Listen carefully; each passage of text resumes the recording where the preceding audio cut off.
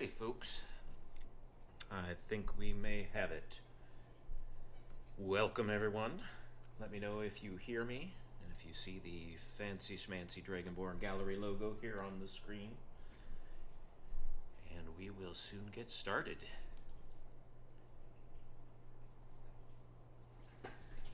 Alrighty. Thank you for bearing with. I very rarely ever do YouTube live streaming, and apparently my account on OBS was tied into my business that I did some occasional streaming for things there, so I still actually had that account associated with my OBS, so I just had to relink it. At any rate, so yes, exciting times. Those of you who have been following the saga, we have been working on the 6th edition of Legacy of the Dragonborn, the new expansion that will be adding a lot of really nifty stuff. There is a whole changelog that's about 3 or 4 pages long of fixes and additions and quality of life improvements, new features, and all kinds of great stuff. In addition, it is also adding, basically doubling the amount of lines that are in the mod. Previously we had about 3,000 lines, and this is upping it to about 6,000, and it adds a lot of fun stuff for the interaction between the explorers, and tons of new patrons, and the option for vanilla patrons to join the museum and check things out. So we're just going to kind of go through a bit of a tour today and check out where we're at with the development of the museum. So as we have it now from the exterior, the first thing that will draw your attention is the fancy-dancy little stairwell there, leading right up to the top of the safe house. I'm trying to run here. Having control issues.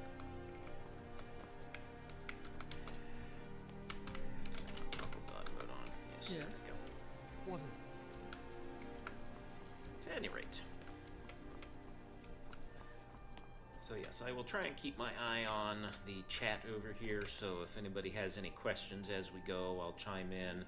Also, my team's going to be Discording as well and pointing out anything I may have overlooked and missed and that kind of thing. So hopefully I'll be able to get to any of your questions as they come in. Otherwise, we're just going to kind of peruse through. Here on the porch area, we got a revamp of the fountain. Very stylish. And this guy here is one of the new masterwork archaeology projects that will unlock when you reach 100. Why must men live in such inhospitable environments such as this ice cube of a province? And this is Asterion, who is, yes, he's just him. One of the new patrons, who is, you know, your typical high elf. Gotta have a few of those.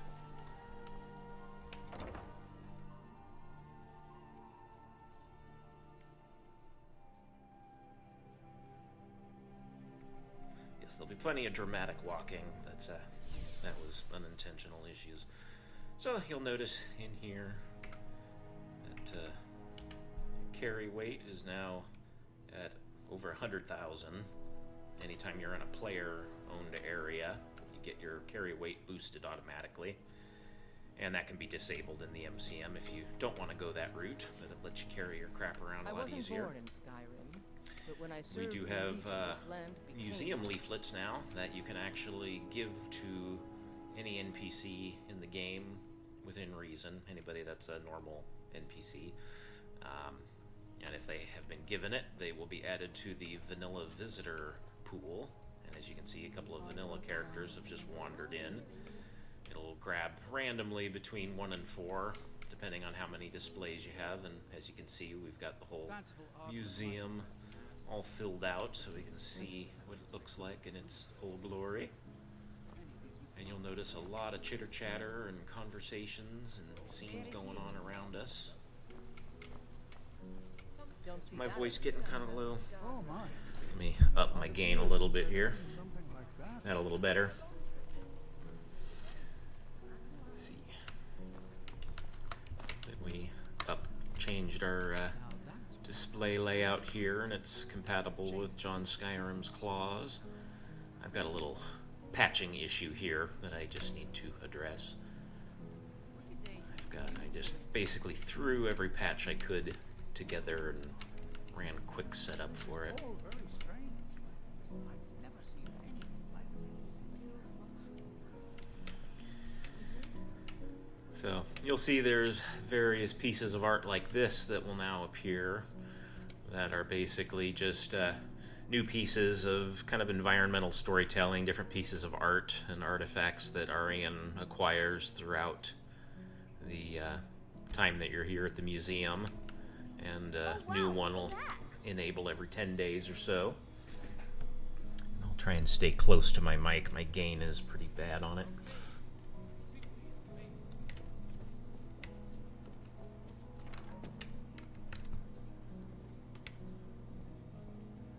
So all of our museum guards now are properly How voiced. can I help?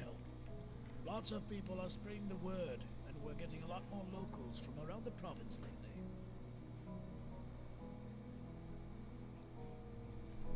It's weird it's only one channel. Do not know.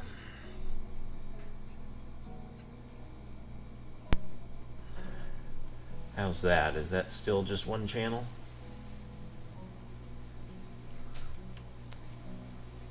Or that?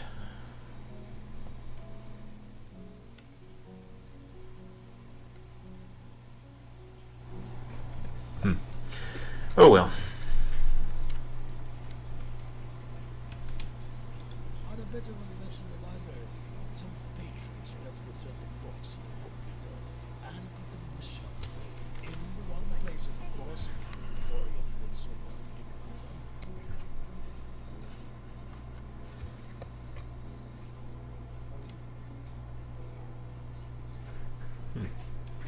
Yeah, I'm not sure how to deal with the single channel issue, quite honestly.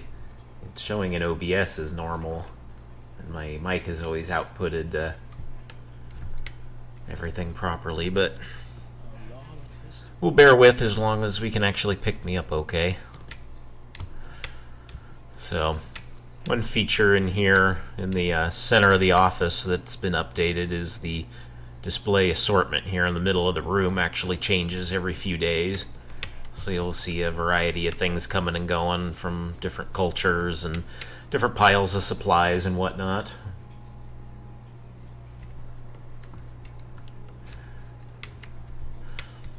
Yes, we have the MCM menu has changed quite a bit. We now have a separate debug menu and a separate settings menu. And in the settings menu, we have the previously known as Kriana's delay patches. We have integrated as the museum event pacing system.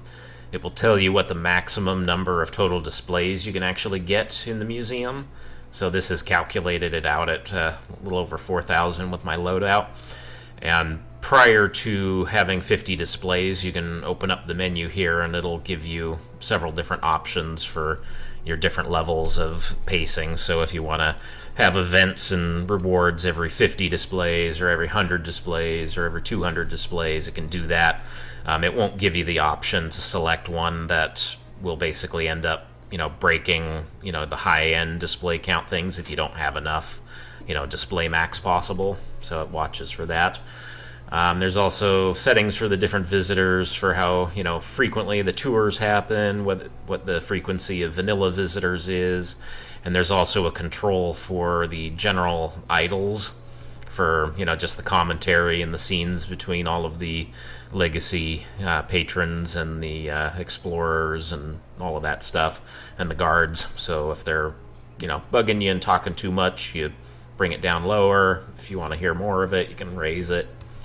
So it gives you a lot more options there. Let's see, what else we got here? Got options to control a vampire bed now in the safe house, which is kind of cool. Safe house fireplaces can be set to always on. We got 3 different light settings for in the museum now. And we also have a Halloween setup as well as a Christmas setup in the holiday decor. And this really nifty greenery option that will enable all this fun greenery kind of all over the museum.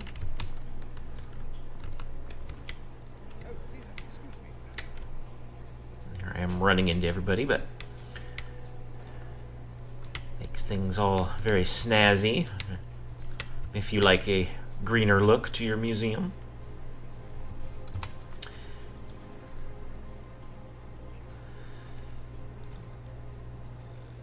Here. And then our debug menu has a lot of options for resetting the airship. Has a fix for the tour lockup, so if you ever see Arian just standing around and a bunch of patrons just kind of standing around, you can hit that to reset them. And a storage fix too that should hopefully fix any kind of script breakages in the cloud storage system or the sorting chest, which is going to be pretty handy. Other than that, just gives you all the standard diagnostics in there. And then setting up the museum today, we used the new demo feature of enabling displays, which you should never use in a normal game, but for just checking stuff out and see how everything looks. This will fill pretty much everything, and then you can go through and pick out any additional quest displays that might have gotten missed, so you can see what a full loadout looks like.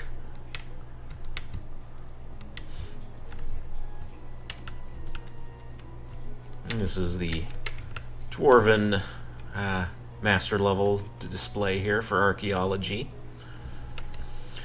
Need to go grab the museum guide, I think. Let's see. Or no, I have it with me.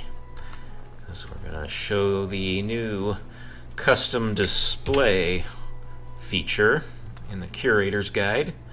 You can go to the display planner, enable that, and it turns on all these nifty little legacy icons that you can activate in order to choose a variety of different display layouts.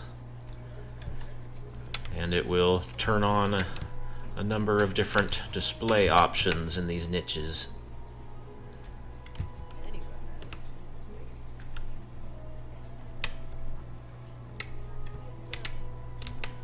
And then, of course, if these display areas do end up being used for some kind of mod support, they're set to basically disable everything.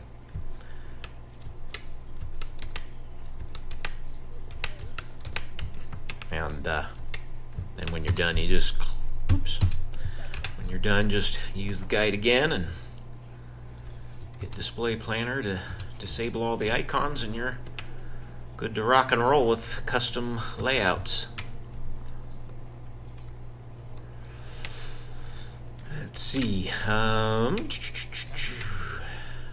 What's the other thing I was doing? Ah, yes, the shipment planner here. When you use it for the first time, it will give you one free placeable container. Now this I have to adjust because there is an issue with it. Yeah. There. First time you look at it, it's viewed really far up for some reason. But yeah, I got to change the handler on how this thing works. But once you get it into place, barring dumb NPCs getting in the way, you can tell it to lock in place, and then it will stay right where you dump it, anywhere in game. And then you activate it like any shipment crate, and it will, after 5 hours, ship stuff back to the museum. And then you can sneak in order to pick it back up and move it someplace else. And if you have stuff in the crate, when you move it, it'll dump the stuff back out into your inventory, so you can't just use it as, you know, free storage as you're running around everywhere. But then we got some new signage here for the Armory, the upper gallery, and the gift shop, which has been moved in here. This is one of the new pieces of artwork. And that's one of the big archaeology display pieces. Another piece of artwork there. And here we go, we got a little collision issue here to deal with, putting a missing script on them, but got some Daedric artifact reproduction toys, all the other stuff from the Eriker's Eviction April Fool's Day mod from last year. Good old Egelman Gong. All the other stuff for sale here in the museum, including Arian's book. And some other artifacts. When you have these guys on display in the museum, it enables some extra copies of them in here that are sold at the gift shop. Same with the Airship bottle there. Those are all linked up to the various progressions. Same thing with the Explorers Guild prints and the whatnot, and the Amulet of Kings reproductions there, and some extra fossils, all enable when you get those on display. And again, the fossil mod is now integrated into Legacy. Hall of Wonders, of course, still all up and running. Got some more paintings in the stairwells. Lots of new people to talk to. I'm seeking inspiration for my next great work. I've heard stories of this place and came to learn of the deeds and adventures that have taken me through such wonders. Dragonborn? Oh, dear gods, no. Nobody wants to hear that. No offense. It's just, I've gone across all of Skyrim and found that every bard sings the same tale of the coming of the Dragonborn. I do write about you specifically, but I want to go much more beyond that. To really eat your struggles and how you and your compatriots have built this museum together. That would be a much more interesting tale, I think. But all in good time. Yes, most certainly. But for now, I want to absorb it. Sort of take it all in for myself to see where the inspiration is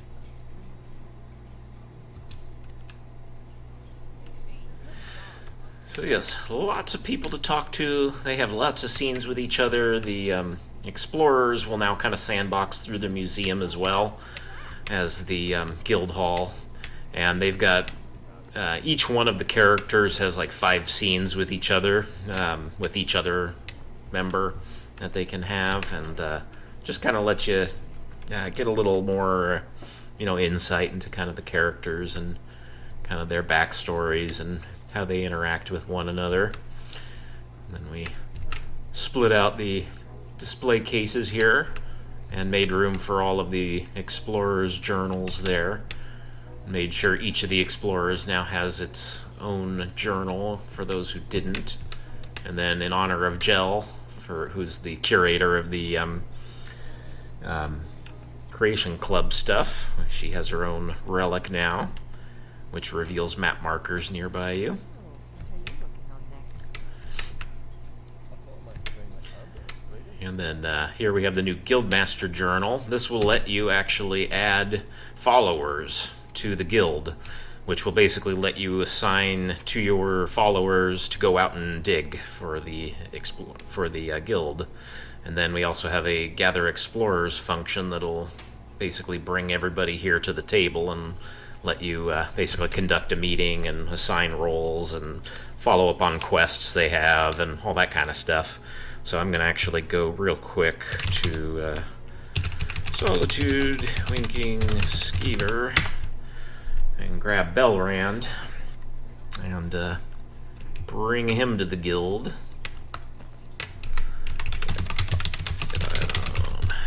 Hello. Oops. Player dot Adam. But you can just And then we'll just go back to COC DBM Guild House.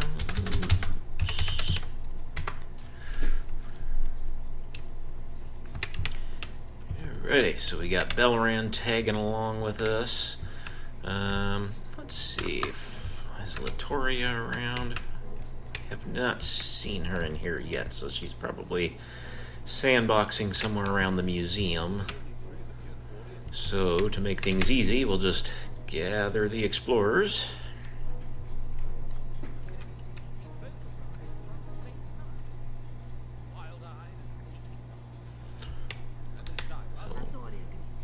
So, like an explorer's ring. So now that we have an explorer's ring, I can give it to our follower here. Oops, wrong button. Trade some things. Yes. You may. Oh, I had a bunch. Never mind. You may have the ring because I'm going to use it here to add members, and whoever is your current follower who has a ring can be added.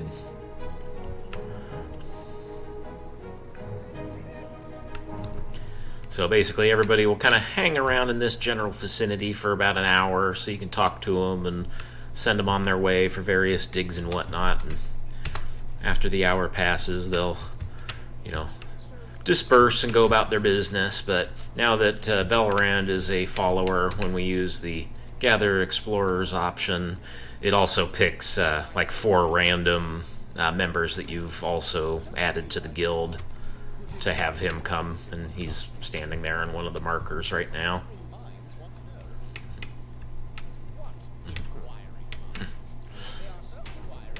Oh yes, a Madras and Aryan debate going on.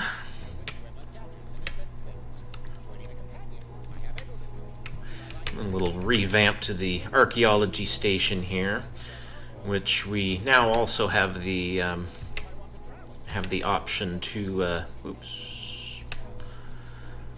to create reconstructed fossils. We have fossil fragments that will drop rarely from mining, occasionally from archaeology stations, and then also get them from a variety of other sources, just a little bit here and there. Also the paleontologist Darnett, when you recruit her to the guild, you send her out on digs and she finds fossils and fossil fragments, and they can be used to basically give you a free roll on the fossil table with a chance of getting a fossil, and also has a small chance of increasing your archaeology skill as well when you put those back together. Oh yes, and he'll in fact tell you about going to see her. Oh, that was just a reward thing. His standard deal. And let's see here, back over the chats. I haven't been able to look over very well. Let's see.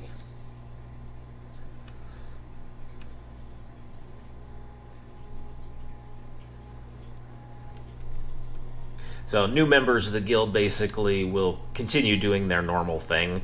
The only thing that's different for them is that they then have the option to be sent out on digs, and then after they finish the dig, they show up here at the guild house, drop off their stuff, and then they default to whatever package they were using prior.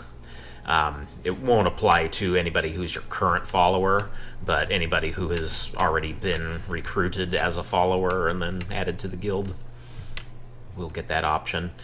And then you'll see up here in this upper level, we have a whole nother section of bunks that mirrors the section below for the most part.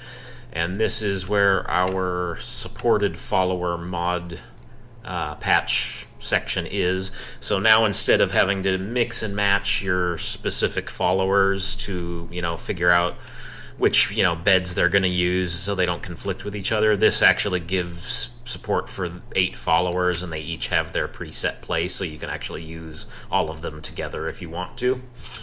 So this is thanks to Kree's wonderful effort of moving it up here into the space. She got the patches all updated for that. We did end up dropping support for Hoth and one other follower, I forget which one. And but we still have everybody else in here. And yeah, as far as followers working in it, they anything that uses the vanilla basic faction-based and alias-based system, as well as anything with like Nexus or with Nether's follower framework would work with it. The only things that aren't going to really work with it are things that use their own like proprietary follower-based system. But most should work. And we also have direct access now to the safe house through the guild.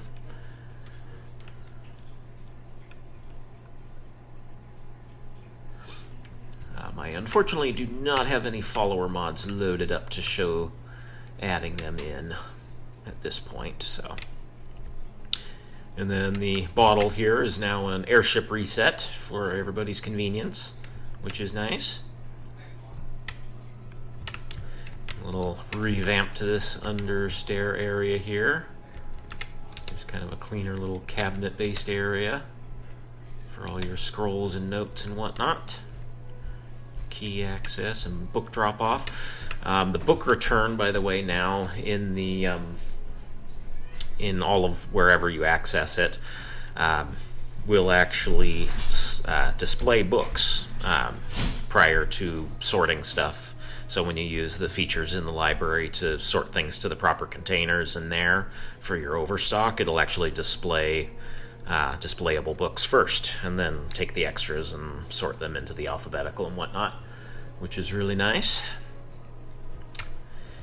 Let's see. Little cabinets that can be opened. Just fun little bits of immersion.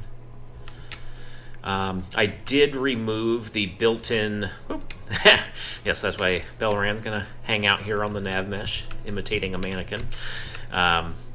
But the mannequin controller that I had built right into Legacy, specifically controlling these mannequins, I've stripped out because my mannequin management mod that we're going to be recommending separately dynamically will control all mannequins everywhere you go, so it will basically keep these guys under control and make sure they're put where they belong.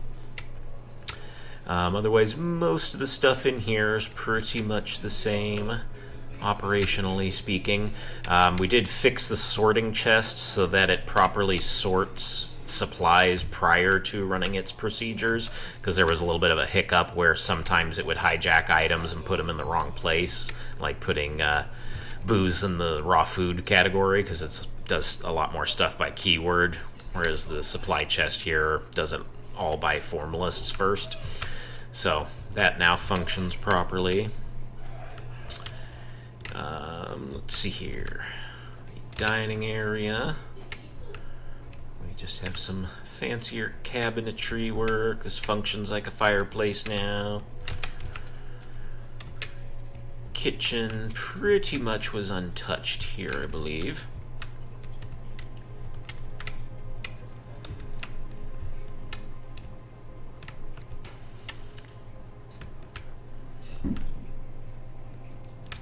Oh yes, I have to go and steal some room plans, because the activator here works a little differently now. So solitude, bits and pieces. Said you got, huh? Yes, I appeared out of nowhere. I'm amazing. Let's see here.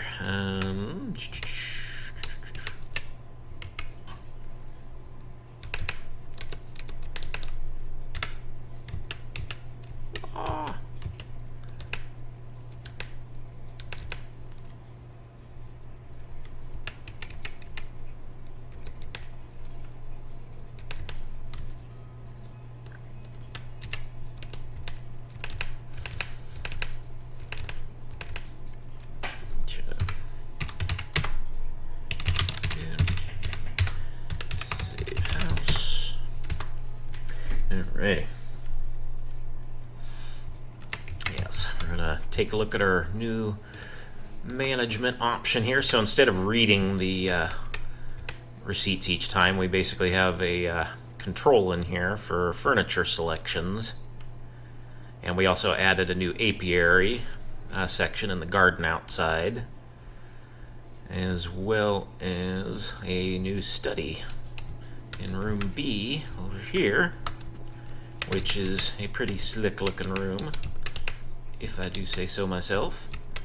It's a neat little water feature and sitting area, and these are actually all displayable bookshelves, so you can put stuff on them manually. Basically just gives you a bunch of extra book storage and place to hang out and study. So just a Nice nifty spot. And this little oversight here we still have to deal with. We still need to strip the old placement of the Hearthfire dolls displays. They got moved to the Hall of Oddities.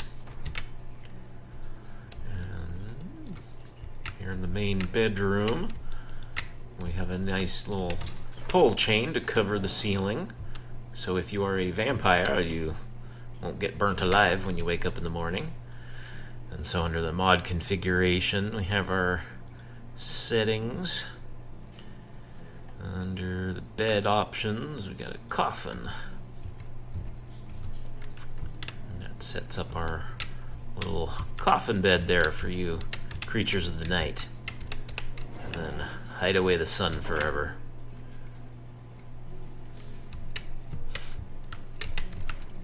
And now our debug room is going to be here with the debug duck. Because the good old meme in the world of programming, which is to describe the problem to a rubber duck on your desk and eventually you'll figure out the problem on your own. Well, this is the debug duck, courtesy of a helpful user put together this little model for us, and it basically takes you to the debug room here that handles kind of the most core issue features for those folks who are living in the Stone Age and don't use Sky UI. But who in their right mind would ever do that? But yes, that is the debug duck. And then now we have a nifty new container here for the Fate card collection, which actually will give you a box in your inventory that is essentially a container, and it also gives you a little pop-up that tells you a card fell out and references the card trader at the New Nice's Corner Club. So you have a little breadcrumb to go there, but the Fate card box here is just a little weightless thing in your inventory that will basically act as a container that lets you dump in any Fate cards you might find. And then after you get done, it'll prompt you if you want to build any Fate decks that are possible from those cards. And that will basically help kind of just keep your inventory a little bit cleaner.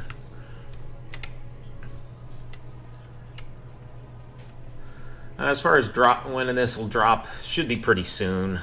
We have had a couple of weird system hiccups with NPCs being assigned kind of dynamic default vanilla processes, like AI processes that have been overriding their standard stacks for some reason.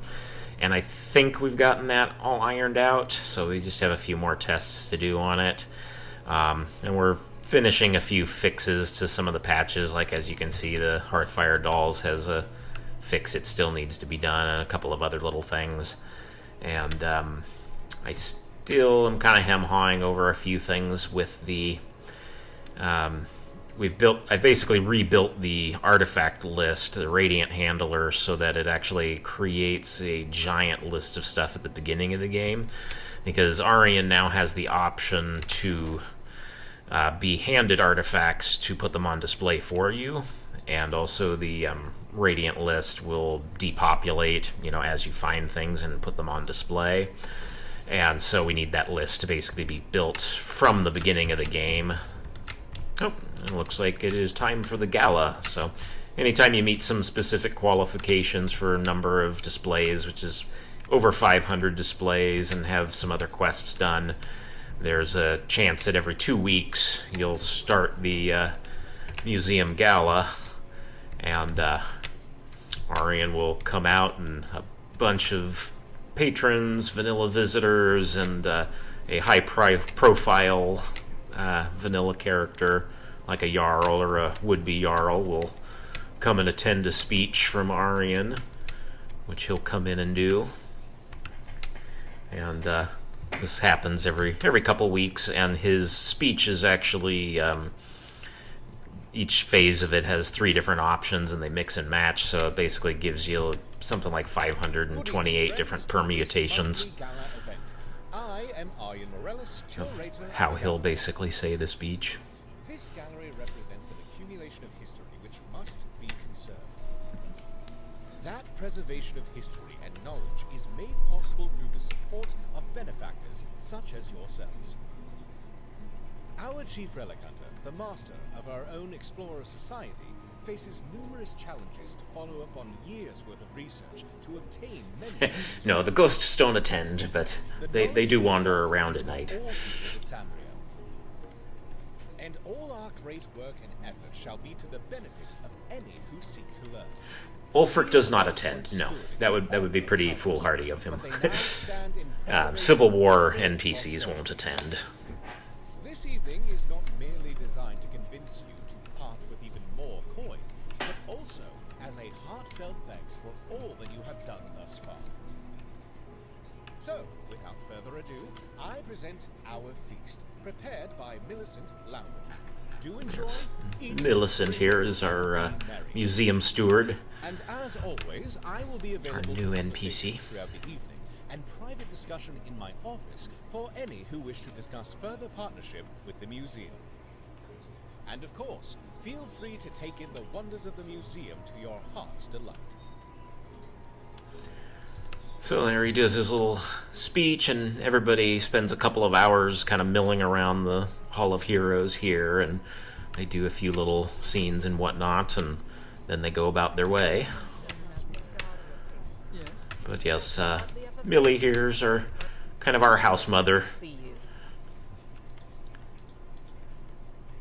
kidding? Of course, I always have something ready.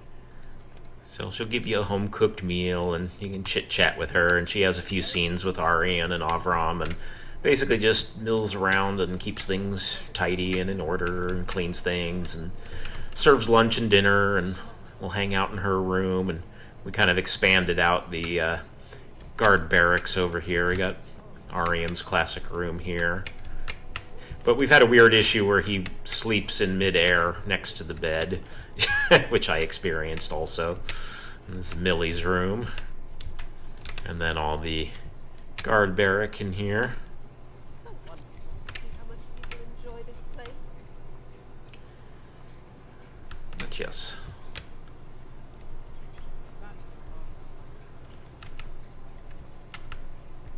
So yes, exterior, the only thing that has been changed is the stairwell. Access to the safe house. Oh yes, and now the labyrinthian skeleton has been moved from natural science into the atrium here. So it makes a really striking exhibit when you turn around from the scrolls and see it there. And then we got some more of our nifty art pieces. And each one of them just kind of has a little flavor plaque here that kind of describes who created them, when, and kind of what it's designed to evoke or where it was from. This one's on loan from the museum in Sentinel. Ancient Merithic tablet. And then we got our museum iterations. This is the first version of the museum when it was just tucked in the corner way back in the day. This was prior to I want to say about version 9 or 11 maybe in the in LE. EFPS should not be used with Legacy. I'm sorry. There's no benefit to it. It only gives you like a 0.2% boost in most instances. I have actually already overhauled the occlusion planes though on the interior of the museum and stuff, so it's as efficient as it's gonna get. I do still want to do some stuff with looking at the models for the books in the library, because it's when you get that fully loaded, the FPS kind of tanks in there. EFPS is a mod that adds a bunch of occlusion planes, which basically block 3D load when you don't need to have it. Because like if I'm looking this direction right now, this actually would load everything in that direction normally, unless there's an occlusion plane in that wall somewhere to kind of block it, so that you don't have to load a bunch of unnecessary stuff like all of the displays in here. Like here it's loading, and here it's not, because it's being blocked by an invisible plane. And EFPS basically just adds a bunch more of those to different places in the game, and it requires a ton of patching to make sure it doesn't misbehave, which is time consuming and just kind of a problem a lot of the time. Yep, we will be going back to Odyssey pretty soon. So here we see the banners for the shouts. Once you complete a 3-word shout, it will enable a corresponding banner for it, all hanging up there. Nifty little glowing runes. And a couple more pieces of artwork.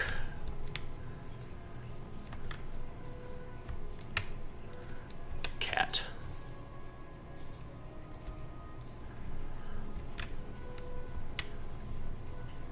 And little hiccup here, I gotta fix the linkage of that, it's on my to-do list.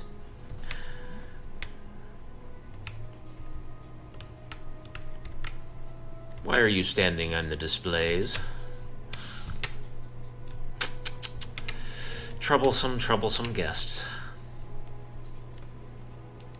But we do also have a new quest, a scavenger hunt in the museum, kind of akin to the Isis Stallroom Spoon of Assassination, which that also got updated and the buttons got slightly moved, but they're still in the same general area. But they, the handler was vastly improved, so it shouldn't bug out on you anymore. And I can show you the updates to the Natural Science Gallery. That's right, Maven does what Maven wants.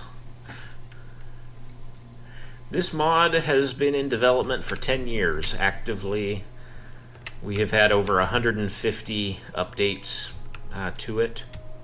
No, I don't need you anymore. Time for us to part ways. Yes, it's what I want. I will catch you later, Belrand. Go back to your drinking.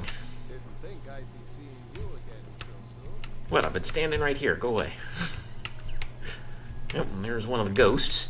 But yes, we expanded the fish tank considerably.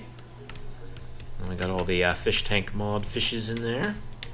And we moved all the fairies and the more green area. Moved it over here into the terrarium. And then we have this new back access area that has our supply cabinet and access to actually climbing into the fish tank. Oh, that's for the TCC achievement.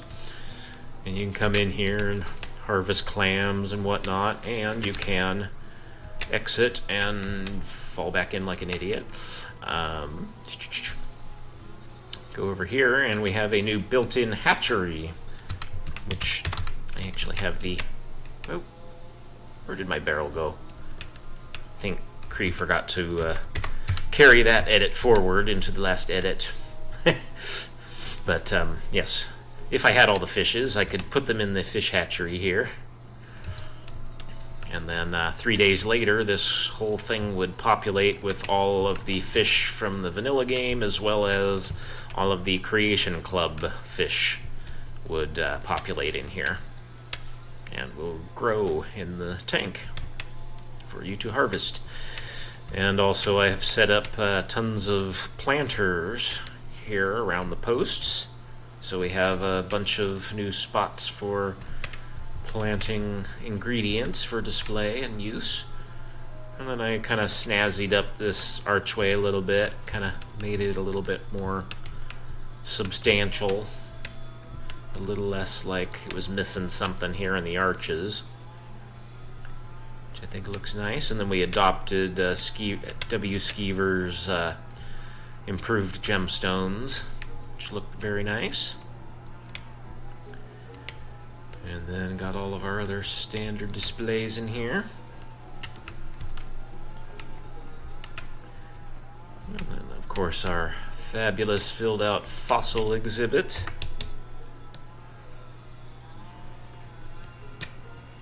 Which always looks wonderful, all filled out.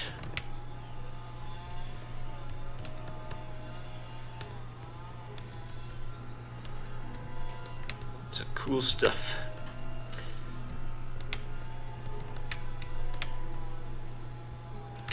Another piece of artwork there.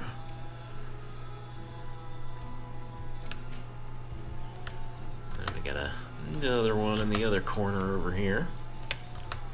The Akaviri dragon sculpture. Yes, I rated Sketchfab for a bunch of Creative Commons stuff that will be attributed. Let's see what else. Going to the library.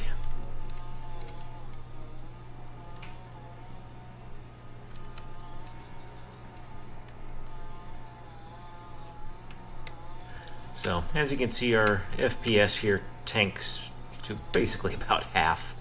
And that's because all of the books technically have, kind of bone architecture and stuff, so it's a little bit of a heavy lift. Also with streaming, it doesn't help. But we also have all of our map mods merged in now. Oh yes, and people will comment on the Dawnstar Museum when they're in the museum here. But yes, we got the new treasure hunt mod and the additional treasure maps mod, I forget what it's called. Both of those agreed to be contributed and merged in, so those won't be needed separately anymore.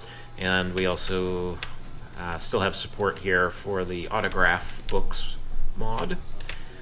That one hasn't been around for very long, so I felt it was better to just, let them have the opportunity to continue to get exposure and download points for that mod without, merging the support in here. And then we added support over here for the journals, the notes, and the scrolls, which for some reason or another aren't working. I must have forgotten to mark the primitives as activatable, but they are normally activatable there.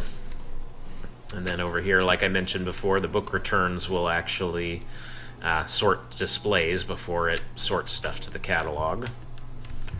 Again, very, very handy. Very pretty in here. And then with our lovely settings and our mod configuration, we've got our, let's see, I'm going to shut off our greenery and turn on our Christmas decor here. Got a couple of little Christmas trees added here into the library. I realized that several of the galleries didn't have fancy Christmas decorations like they should have had, so I made sure those all got finished up in there.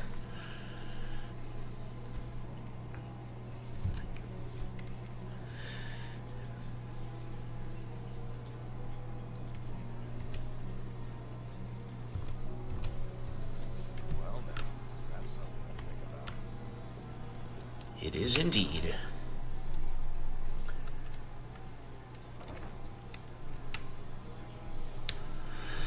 Alrighty, oh yes, and of course we have now a painting display sorter right here. And that will also include anything that you have enabled using the curator's display planner here. Several of the display options offer the option to add more paintings, to the walls here. And so there's 2 more there. So I'll use that activator and it will go through and see which ones are available and actually display any available ones that are enabled from the system as well, which is pretty cool. The only thing to remember though is that if you do end up using paintings inside niches that have like supported mod quest displays that later enable, you will have to make sure that you manually remove those ahead of time. Otherwise you'll end up with these things disabled and you won't have an activator to remove the painting, and we'll have to end up console disabling the paintings. But beyond that, it cleans everything else up manually or automatically. There I go. I always want to go into the mod configuration for this for some reason. Way too many options, right? Never. Alright, let's see. What other... Did I miss any sections of the museum? Secret passage. We do not have a secret passage anymore. The secret passage is being repurposed for something. And you'll just have to wait and discover why and what you can find with it. We do have the Hall of Secrets, secret passage in the Dragonborn Gallery, of course, still. That's a standard feature. Goofy.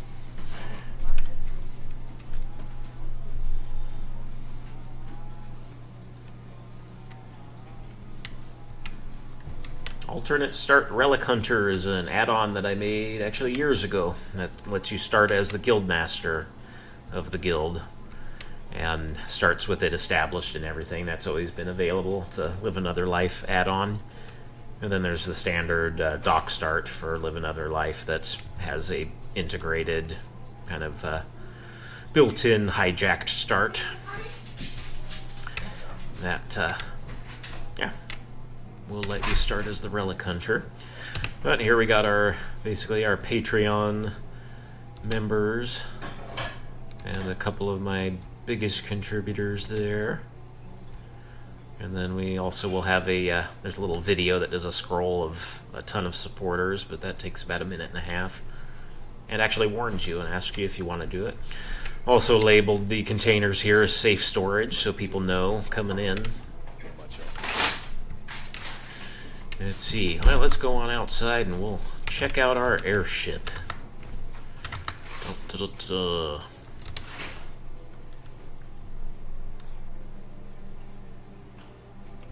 Skeever is basically going to have to cull several of his mods out of existence because they are integrated now, or I implemented, that's the word I'm looking for, implemented something similar or used his assets and stuff. He let me go ahead and adopt a bunch of parts from, and he's gonna, any future stuff, I've asked him to kind of curate as a single unofficial mesh and texture improvement pack. I'm gonna wait until daylight because it's a little easier to see the ship. And the airship has new textures on most of it. The wood and the metal work, it's all been updated. I still have to do the balloon and the dragon bones, but getting there. New system for the airship, which I'll demonstrate in a moment. The dock has been drastically expanded here. Give you more options. And the Explorer's banner has also been updated and vastly improved. Much snazzier.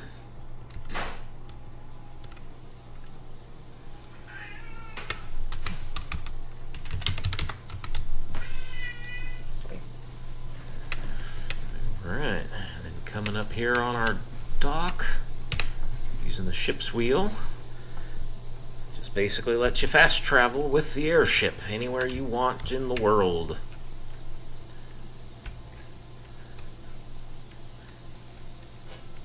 And it basically you don't need any patches for airship support into custom areas. Mods won't need to patch anything unless the destination disembark spot is in a weird spot where the ladder's not accessible.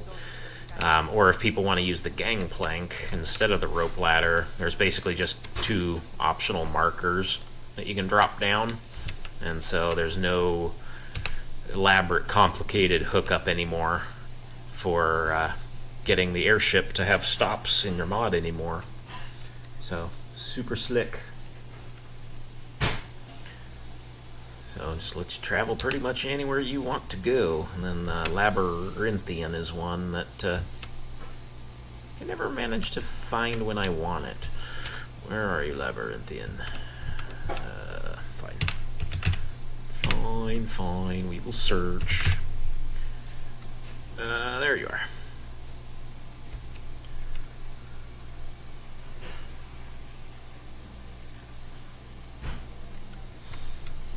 Just gonna tab out 1 second. I scroll down here. So yes, so yeah, the labyrinthian spot has the gangplank deployment there. So yes, and then the airship interior, pretty much the same. We added an archaeology station in here, and we'll go back into the museum and show the Daedric Hall and the Hall of Lost Empires and stuff as well after this. We got a workstation there, and then the lantern here, we got different light settings depending on your preference. We got dim, bright, and medium. And then from here you can actually activate your course setting from here. And if you get stuck for any reason, the Return to Explorer's dock will basically reset the airship and move you back onto the dock in case something breaks. Because there's lots of unforeseeable issues with how people have set up some markers and stuff, and sometimes it might hiccup, but brings you right back to the dock.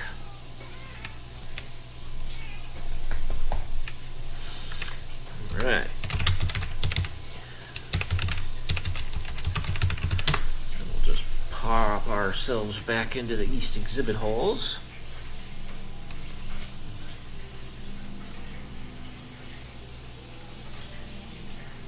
Yep, the light settings for the museum are actually in the MCM menu here. Mod config. Settings. Museum light level. Bright. So, there's the bright setting. And of course that's not going to affect the lighting inside like the Daedric Hall, because it doesn't really have a central light, because each of the niches has its own lights.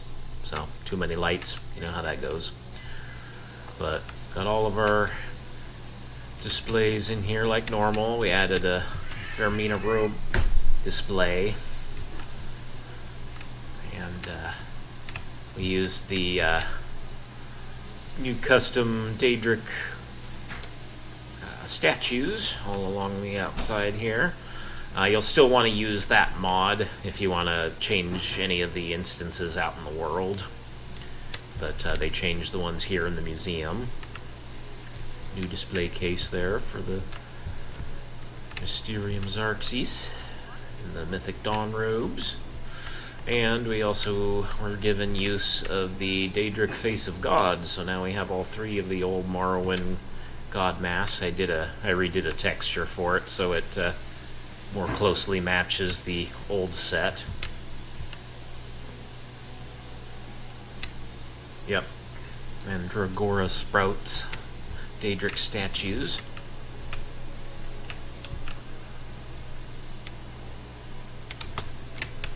Whoa, and then got a new statue there. House Shrine of Azura.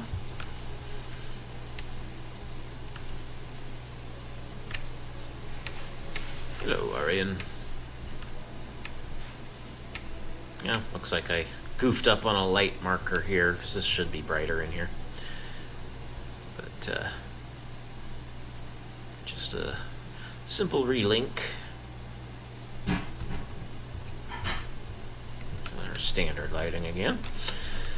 And got some little planters there with the green setup. All the sections enabling. Skyrim's unique treasures, some other mods, and Skyrim's unique drinks, another art piece, Vigilant,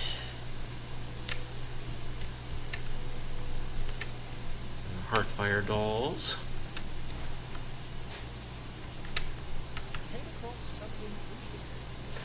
Oh yes, and I also diversified Arian's reward lines so that he actually gets basically unique ones for each of the 11 greetings to give you relics and stuff, so they're all different now. And then we added, oh, yeah, we're going to need to adjust these, I forgot, from the stones there. Forget what that one's from, but we now have the, all the different stones from Solstheim as displays. Probably just move these things right over here, I think. All of our exploration displays and the Atrium weapons and armor mod, and this patch I finally was able to fix, and now the two shields display properly without a conflict. There's a weird one to root out.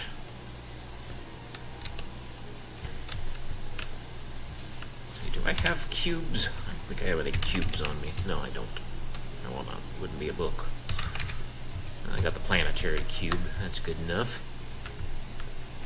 Go into the good old planetarium. There'll be another neat little feature that I've added to the planetarium building quest. Whenever you come up to the door to the planetarium, there's little scenes with audio of Madras talking with Egelman inside and freaking out about various things as you are coming and going, getting him supplies to rebuild the planetarium. Just little bits of color here and there.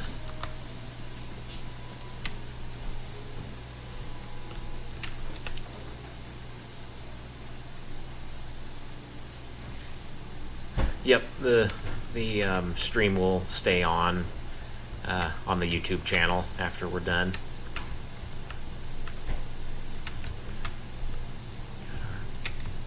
Good old planetarium.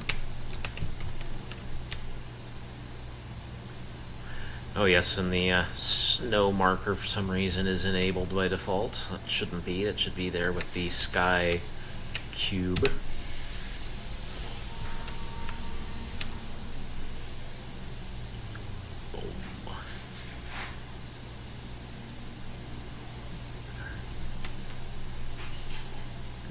Good old planetarium cube.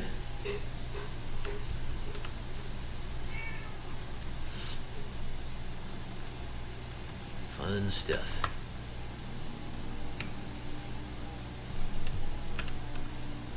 How do I get back down? Button, who's got the button? Oh, there's the button. I'm blind.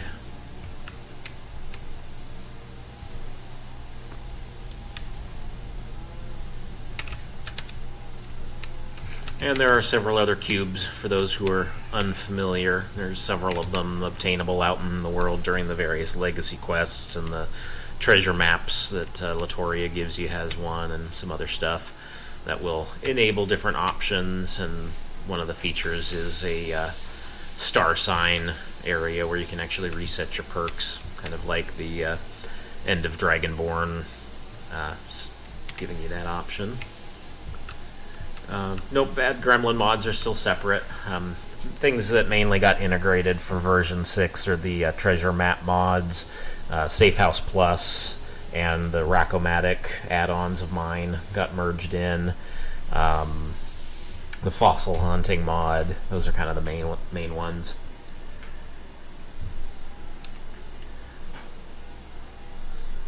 Hall of Secrets is going to be kind of central to the new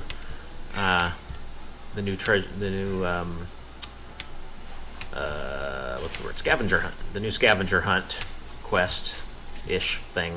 Not really a journaled quest, but it will be central to that.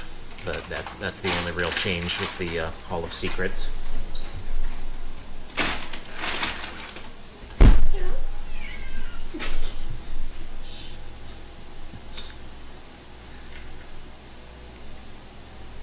Can you parkour on the skeleton? I don't think so. I don't think it's in range of anything. But we shall see. Because I do so enjoy a challenge. Oh, you can indeed parkour onto the skeleton. I don't think I can get anywhere from up here, but... yes. Custom skeleton for the Atrium. Ah, yes, Armory. Let's go check out the Armory. Haven't really made any changes down there per se, other than a nifty sign down to it and a actual sign above the door now, which was oddly missing. But otherwise, it's standard as she goes. Slow to load with 800 items in here. But all loaded up, of course, with all of our handy dandy add-ons: non-guard arsenal, immersive weapons and armor, heavy armory, guard armor replacer, Zim's Thane weapons. Which, by the way, the patch updating for that is that we will still be continuing to support it, but we're only supporting the full version,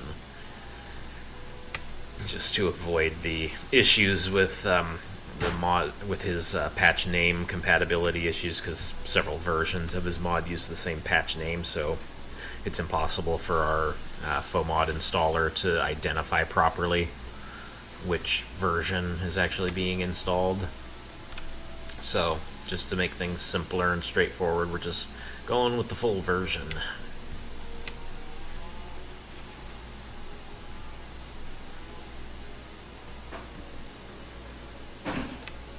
But yes, there are all of the customizable displays for the most part throughout the museum have mannequin options. So there's a lot more options for kind of dynamic mannequins throughout the museum, and a few extra in the safe house as well. Plus you got the good old standard batches of extra mannequins in the east and west wings. And if you're really insane and want lots and lots of mannequins, you can always get my Mannequin Madness mod that adds 3 additional armory wings to each of the east and west wings. Yeah, the banded iron issue got solved. It was just a weird little quirk that just got overlooked several times. I don't know why. I think it got reverted at one point when we updated it. And it just never really got fixed again. So, yes, that is fixed.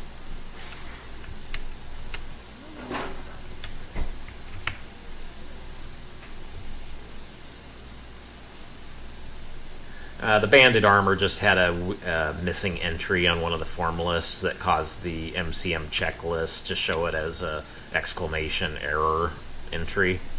So it just wasn't showing up right on the checklist. Nothing big, just a, detail point.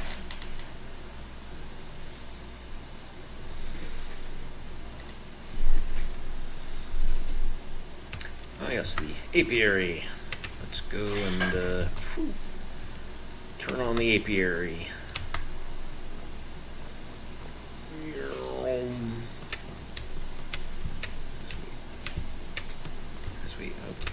Suppose I could have used the curator's guide, but best laid plans, right? And there's this hiccup of explorers liking to wander through the safe house with their sandboxing for some reason, so probably going to end up having to detach that extra doorway link down there to NPCs and make people's followers go the long way around, just to avoid that bit of silliness. Let's see, furniture sections, apiary, furniture sections, patio, furniture sections, greenhouse. And then we'll zip on out there through the kitchen.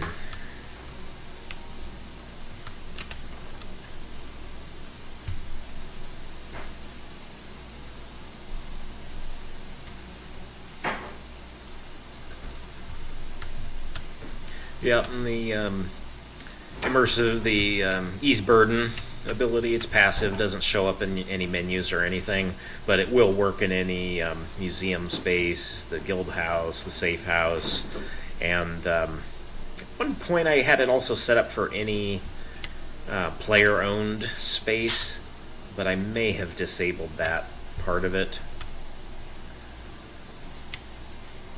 can't remember offhand. But yes, down here in the garden, another little art piece enables in there. There's our apiaries. And I have properly set the exterior of the museum here to reset with the rest of Solitude. So basically all of the insects and the plants and everything that are around here will properly reset and replenish so you can harvest them again.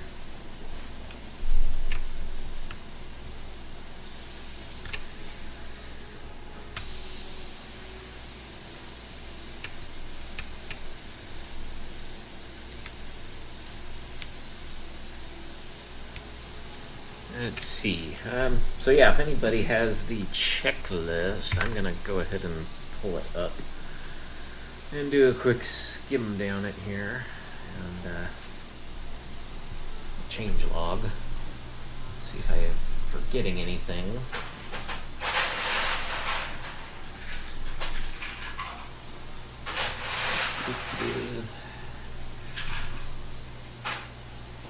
Yes, that's a Way Shrine of Ariel. It's the, in fact, I think I'll show that. When you reach EBM Arc Skill,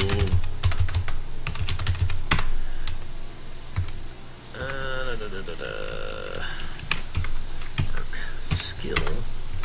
When you reach 100 on your archaeology and return to the museum, you'll get this pop up here. That new feature has opened, and your mastery of your archaeology has reached its peak, and now final archaeological projects are available to you. And inside the office, a station's available for a few different projects, blah blah blah. And when you come in, and go to here, you'll have this crazy little workstation where you will get to use archaeology fragments. It'll bring up a menu. Right now it doesn't have the menu because I've got the displays actually enabled. But you will use that station and it will use a large amount of archaeology fragments of a particular type. It uses basically, I think it's set right now for 10 keystones and 50 fragments. And it'll basically give you a random percentage of progress towards a 100% completion of that fragment, or of that build project. And then once you get to, it's like 1,000 fragments and 250 keystones, I think is basically what it is, whereabouts roughly. It will create this installation. This one's the Nordic one. It's the Gates of Hroll. Basically found in a ruin of what was believed to be Hroll's burial mound. And yeah, they're just basically real high-end displays that you can put in. And also the other thing that enables when that starts are dynamic forgotten caches, basically. So when you go and run around inside of Nordic ruins, mines, Dwemer ruins, or Falmer Hive areas, there's a chance that a random cache object will appear someplace in the dungeon. It's basically linked to a handful of different meshes for each tile set, and it will basically create a little hidden dig cache that you can access that gives you some loot. Gives you a little bit of treasure and gold and gems and fragments of that particular type, and some other loot that's, you know, particular to that particular faction. And yeah, so it gives you a lot of cool possibility for discovering other stuff, and it's a good way to basically, you know, shore up additional fragments. Let's see here.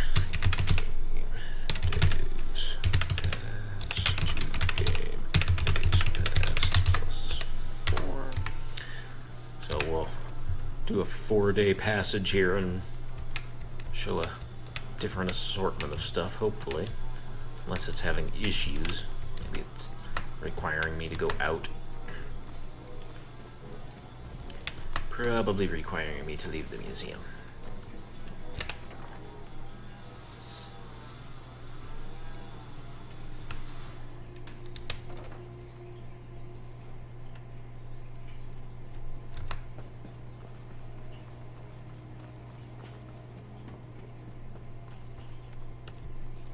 Having issues. Oh well. That will normally cycle every few days that you come in. Changes out the assortment of stuff just to kind of give it a little different diversity. Let's see. I'm gonna pop back to the list here. Let's see. Actually, I'm gonna go ahead and drag my chat up here and see some stuff here. Alright, so are there any pressing questions? I know I've basically kind of missed the chat kind of going through, and I've only kind of spot checked some stuff. I see Kree's answered quite a few of the questions, but does anybody have any burning questions that they would like me to answer at this point as I skim through the list of the change log?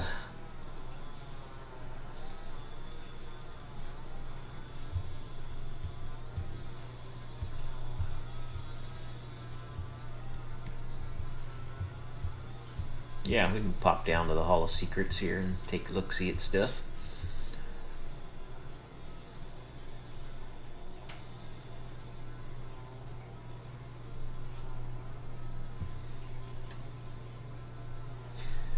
Other nifty feature, the excavation, the first excavation of Windcaller Pass now has little way stations along the progress of the route that lets you basically fast travel quickly between the different sections of the quest, which kind of cuts down on the repetition quite a bit.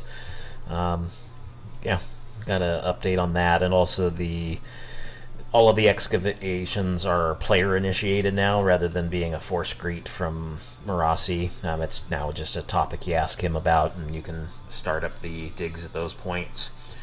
And then there's another one I'm forgetting now because I have someone staring at me. One sec.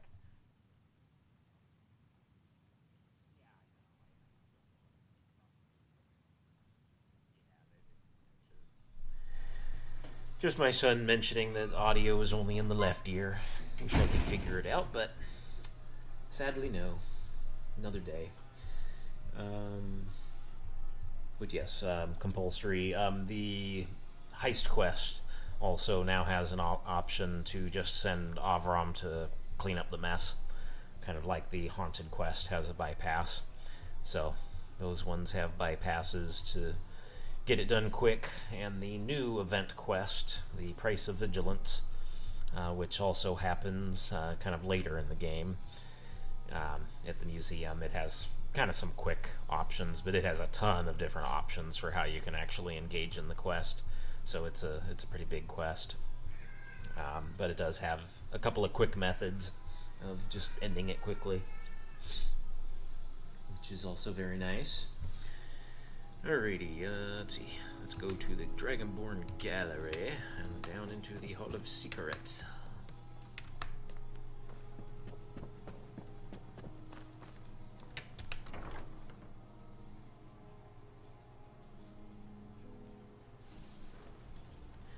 Odyssey is releasing one act at a time. When Act 1 releases, we're going to be releasing it with dummy plugins to basically reserve the index ranges for the other masters. But then they'll be replaced act by act as they go, so that you'll be able to add them in, hopefully add them in mid-game without too much disruption, since the prefix will be reserved essentially.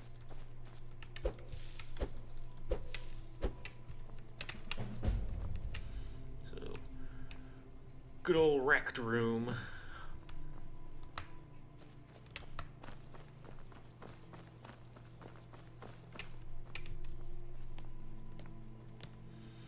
Nope, Karagos' tower hasn't had really anything done with it in this version, other than a link up of a little treasure piece that was done wrong.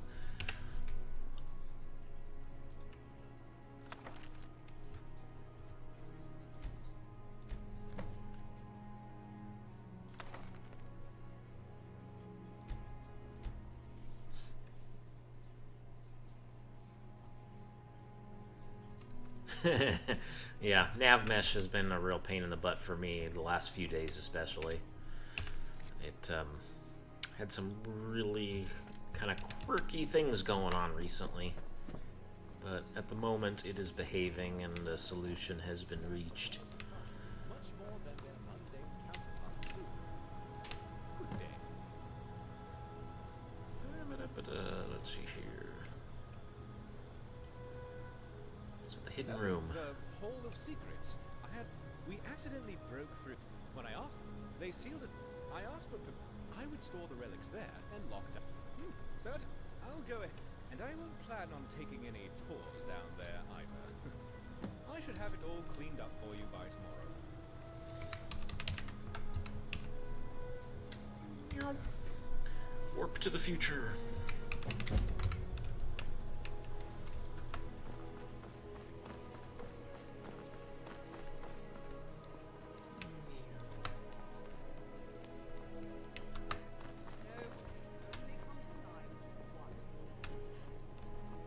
That's all Armory.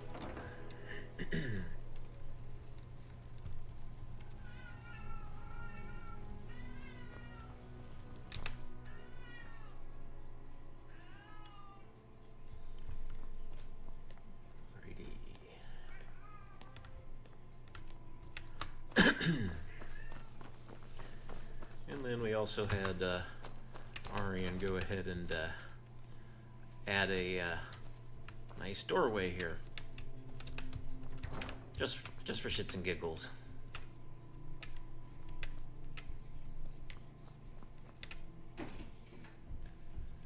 Here we are with all of our displayed out stuff. Come on.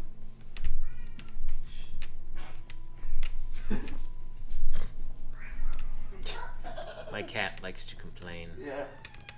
I don't know if you're even picking it up, but...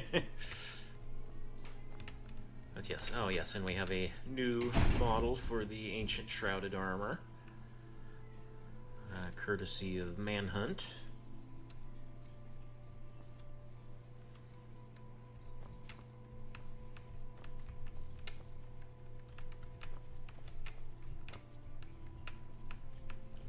Death display. Classic displays. That's right, my cat constantly demands attention. It's really quite exhausting.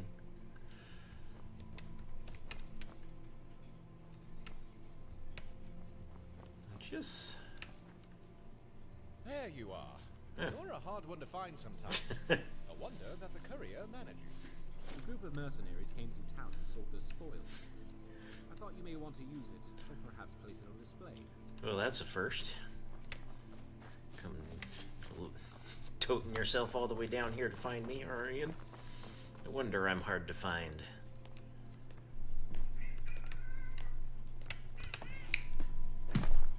Oh my lord. Tweety cat.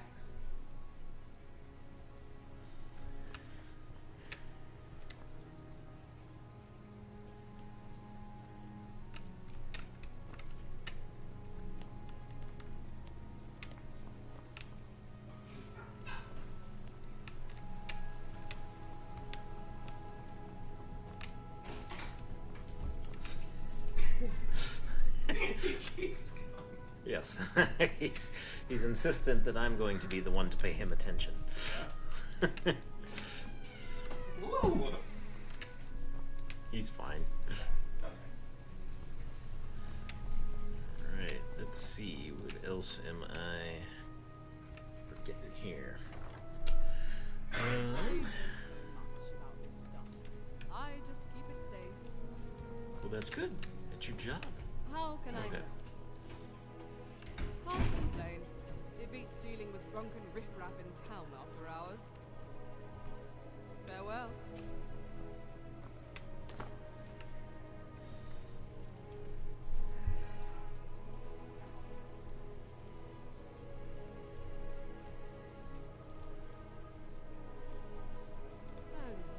History here. The cat gets nothing but love and attention all the time. I have this shallow cardboard box that constantly lives on my desk just because he likes to lay in it. You want to lay in your box? Come on. Come on. Little brat. Now he's gonna pretend he doesn't want it.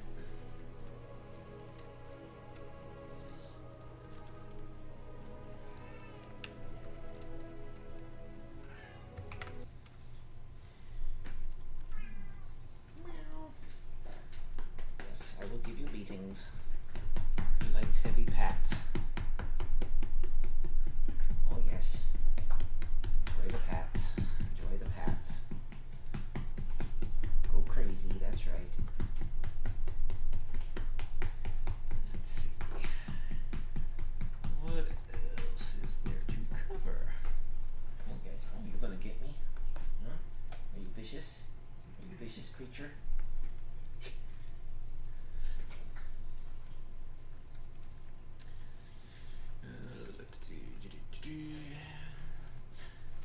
Oh yes, and the airship. Let's see. I don't know if I have. Do I have the beacon on me? We can go to the explorers. I don't know if it's actually saved. I'll go into my handy dandy testing cell here and grab the beacon here, because the beacon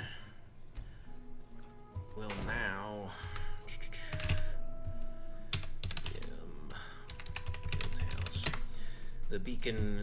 will now summon the airship basically to the closest map marker and can be used to summon it across world spaces into new areas, which is really, really cool and handy.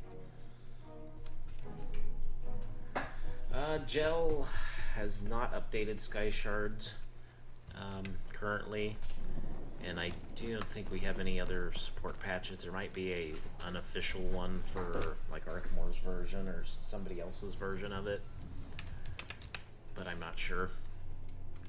We have plans for where Gel's gonna update, you know, the display for it, but it just comes down to whenever she has available time to do so.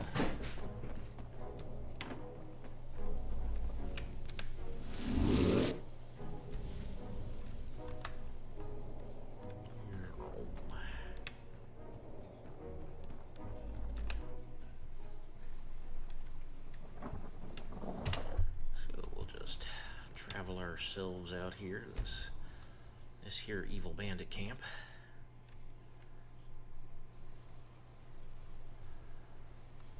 We'll just use our beacon. So it will arrive in 1.918 such and such hours. So we'll just wait a couple hours and it is brought in remotely.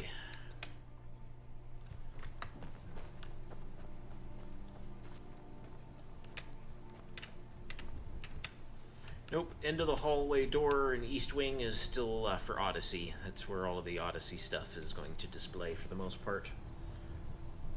Or at least the vast majority of it. Anything Daedric will be worked into the Daedric gallery, and you know, a few other things will be all over the museum. The natural science gallery, all the upper niches will have creature displays from the various acts and that kind of thing as well.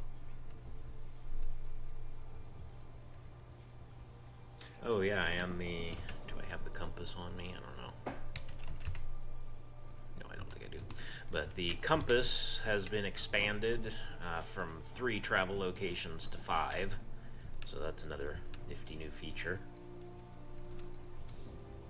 And it's also, I've adopted it as my official explorer relic, because the spoon, you know, never really counted in that regard. So I've actually adopted the compass, made it my own, and now there's a new quest, you know, a new portion of the relic finding quest, the explorer relic quest, where you track down the pieces of that and learn of my demise. where you find the parts needed to restore it.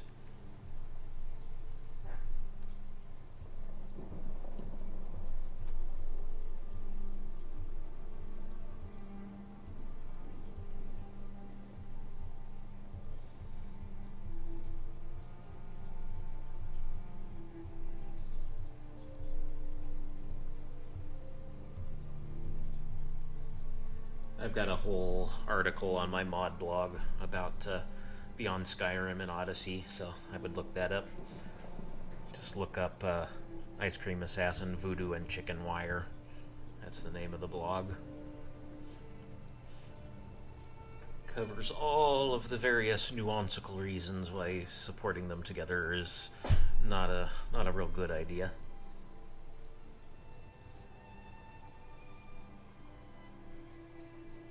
Well, the tools of Kagrenac themselves have always been integrated into Legacy. They've always been something Legacy's had, but it's not merged to the tools in Kagrenac mod. That's still a standalone supported mod.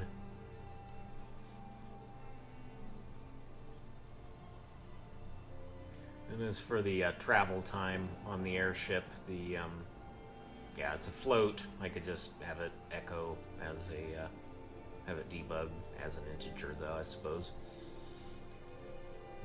But I'm not sure how accurate it is about actually rounding up the integer value. I think it just truncates any of the decimal points and just keeps the first value.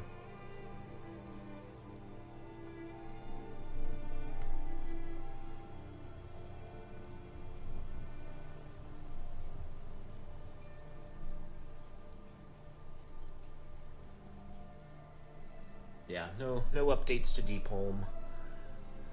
That's still kind of just a side thingy. It's not really anything that I intend to majorly support in any way moving forward. It's just kind of there for story and immersion purposes. If at some point somebody, wanted to make a patch, to drastically expand that and optimize it a little bit more, I would certainly entertain that possibility with them, but it's not something that I'm gonna spearhead anytime soon. Looks like I've got a inside-out mesh normal here I gotta fix. Time to jot that down.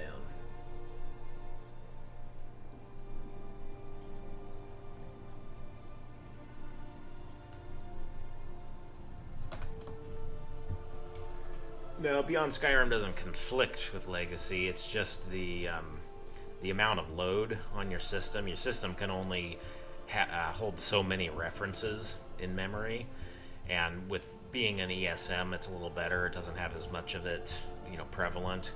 It's not. Most of the stuff is comes up permanent rather than temp records. But as you're loading up more and more temporary records into your game, if it tips over a certain amount, then your game can kind of implode, and that tends to happen a lot more frequently when you have really heavy loadouts with lots and lots of new references of things. So having Legacy plus Odyssey, which is a whole new world with all of its new stuff, and all the Beyond Skyrim stuff with all of its new stuff, you end up basically choking the engine, and your save game becomes corrupt, pretty early on if you have way too much of that, loaded up all at once.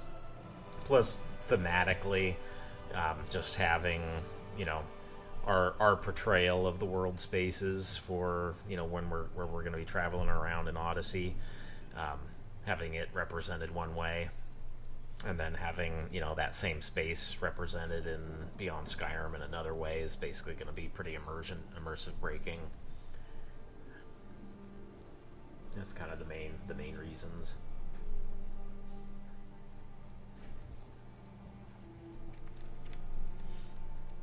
Yeah, Deep Home kind of has its purposes, and it's mentioned and kind of tied in and used as a requirement for the new quest that's being added in version 6. And also, when you travel, there's a Explorer dock that's only available here when you're actually traveling with the airship.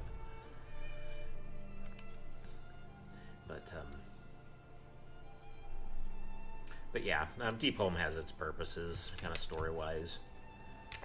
But definitely isn't something I really have any interest in delving into any further.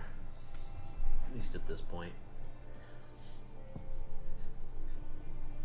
Yeah, I mean, both Odyssey and Beyond Skyrim, if you try and load up, you know, too much of it, will potentially have issues, but that's kind of the main reason why we are recommending, you know, you do a dedicated loadout for Beyond Skyrim and do a different dedicated loadout, you know, different playthrough for Odyssey, just so that you can maximize your resources for that particular playthrough's focus, and don't have to worry about anything bumping up against each other and causing issues.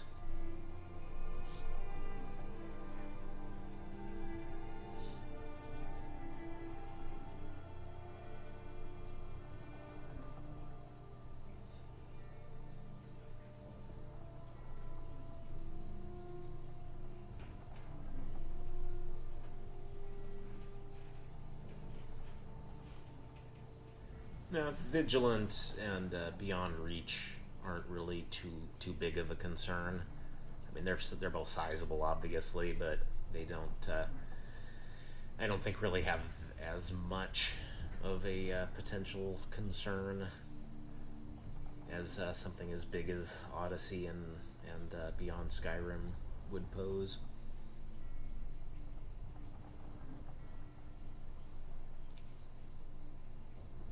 Yeah, I mean, Beyond Skyrim is a totally, you know, new lands mod, and they're reproducing, you know, the entirety of a province. So it's pretty substantial.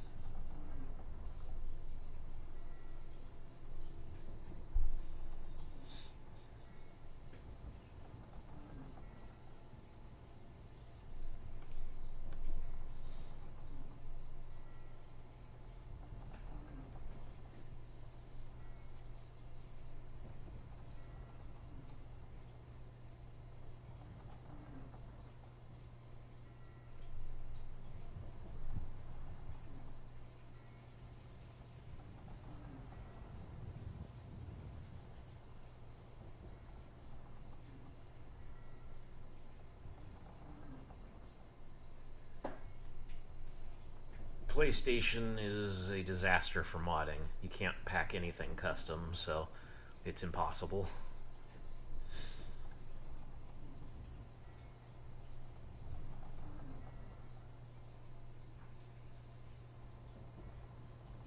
They don't even let you pack scripts. You pretty much are just stuck with whatever vanilla assets there are. It may as well not even have modding, honestly. I think it's pretty silly, because it's got zero draw on PlayStation at all. All you have is existing setting tweaks and, you know, little stuff like that.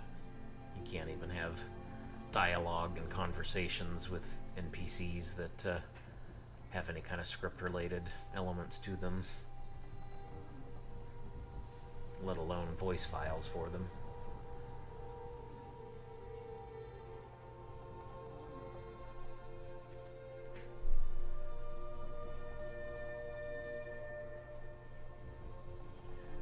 Appreciate it, Square. That would be my kid.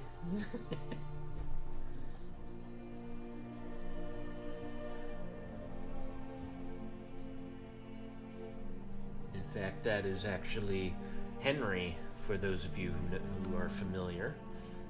Square One, Cubo.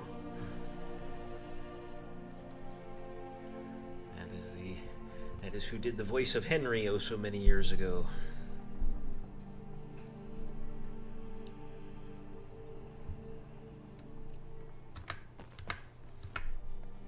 Just gonna go on a slow walk while I'm reading the chat.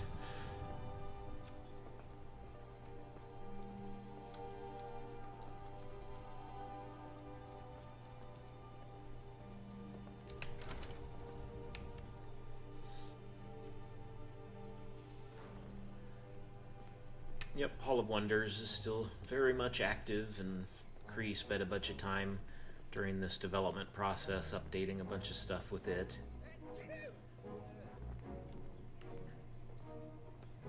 Just mostly compatibility concern type of stuff.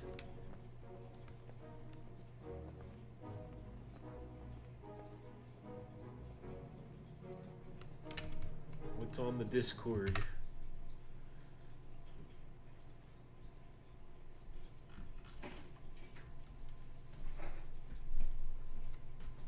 Dwemer buddy? What Dwemer buddy? What? Yes, the new start is where you get to actually you can bring any artifact you happen to have on you at the time in order to join the museum. You talk to Arian and say it's his lucky day, and you can give him any number of things from the displayable artifacts list, and it only covers, you know, like unique artifacts. It doesn't cover like gems and shells and books and armory items, stuff like that.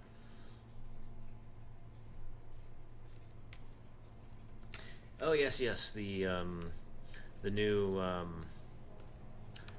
feature with the Dwemer Artificer perk, where you get to rebuild automatons. You can actually instruct them like followers now, have them move around, and tell them to wait in places, and can tell them to dismantle. And in the case of the spiders, you can actually give them stuff and tell them to bring it back to the museum for you, and they'll come running back and drop stuff off in the museum shipment crate before self-destructing.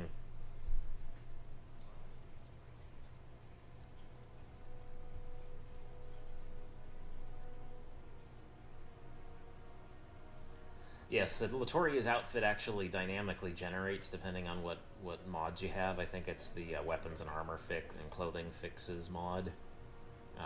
Causes her leveled list to kind of shift sometimes, and sometimes she'll have a hood and sometimes she won't.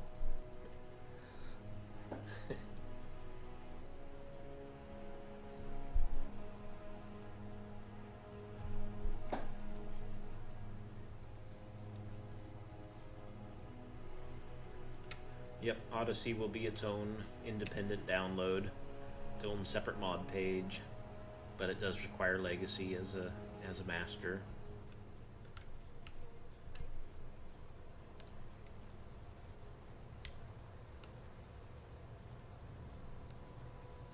That's right. You have to give him something better than an iron knife. Although there was a hiccup at one point when we were getting the system set up where Arian would contribute his own ebony dagger to the cause and put it on display when you first give him stuff. But we fixed that by giving him an enchanted ebony dagger. Yep, Odyssey's a continuation of Legacy. Kind of takes up after the Shattered Legacy storyline and kind of follows through to the next logical step in the Dragonborn's prophecy of having the Wheel of Time turning upon the last Dragonborn, as the prophecy indicates, and delves really heavily into Arian's backstory. And Arian and several members of the Explorer's crew are kind of constant tag-alongs in various capacities, and Arian is one of your main followers kind of throughout large swaths of the main quest.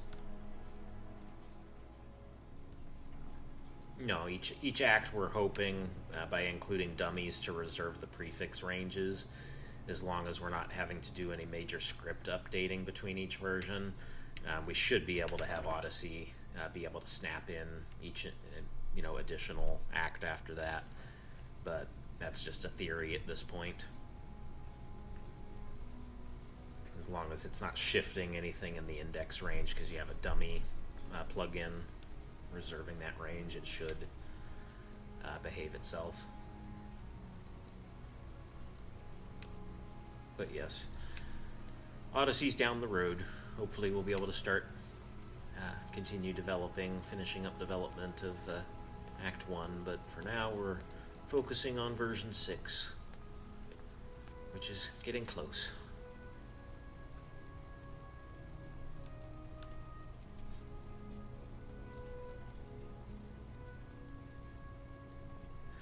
This is my last major delving into Legacy. I think that the one thing I have realized in this experience is, with working on V6, is that I think we have finally pushed the boundaries of what this engine is capable of handling. I don't think we can squeeze much more blood out of this turnip.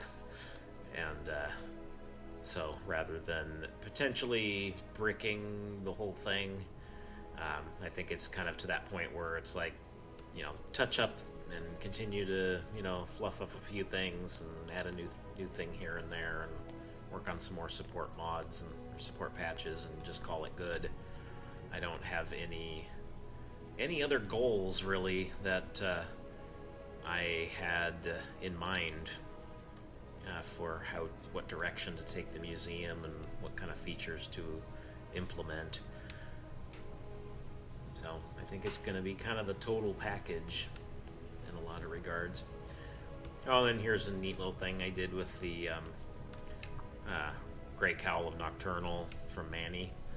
I actually put in new models for their unique items for most of them, so that they actually look a little unique.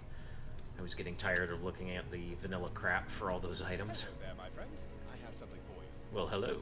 In our last procurement of supplies for the guards, one of the weapons actually ended up being rather impressive.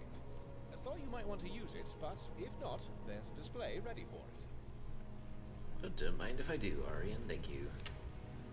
Hello, guards.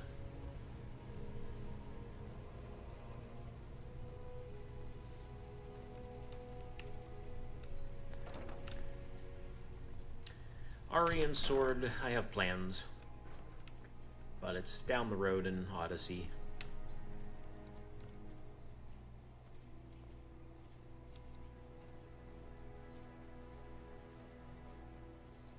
Yes, I say it's the last one every single time.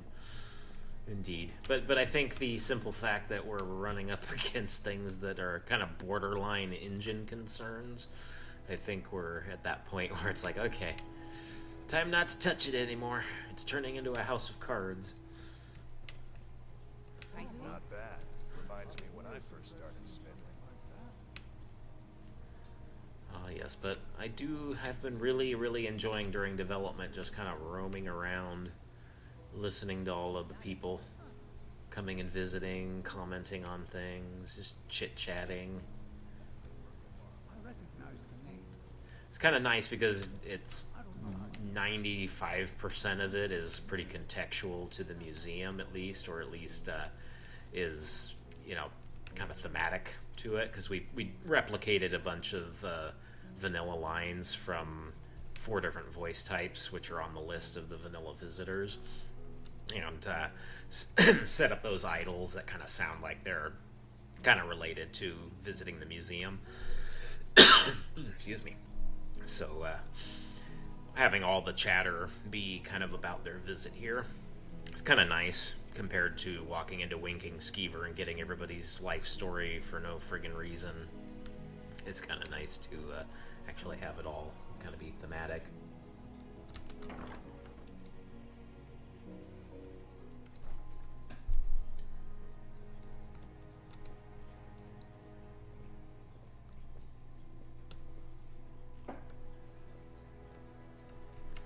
I've always had kind of a soft spot for Grey Cowl of Nocturnal, and my plan on the patches is to kind of periodically, if there isn't already a patch out there by somebody, to update the artifacts to make them look unique. I'm going to probably integrate that into the legacy support patches, just to kind of diversify the things that are looking really vanilla-like.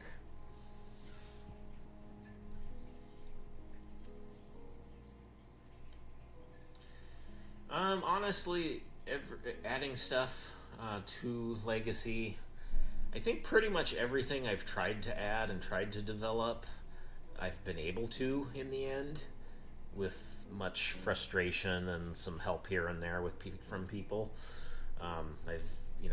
We've managed to kind of figure out ways to shoehorn things in and kind of refine them and make them work.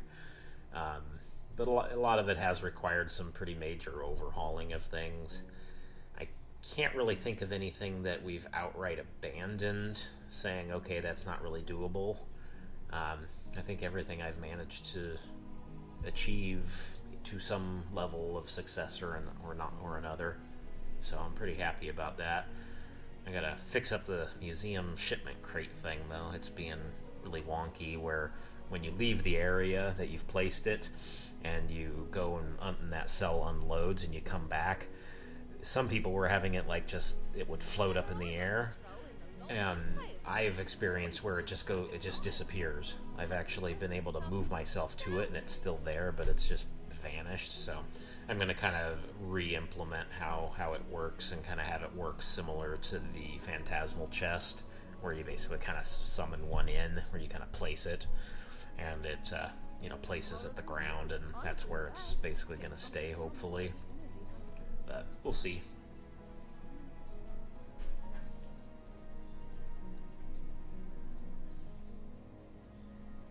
Yeah, and the Xbox version is going to be totally up to Rayella, who's the curator of that, to doing an update to it for version 6 at some point, and it may involve having to strip down some stuff, because as it was, they had to kind of re-optimize a bunch of textures and strip them down even further in order to get it to fit in, and we've added more stuff, so it's going to definitely need a re-optimization for that purpose.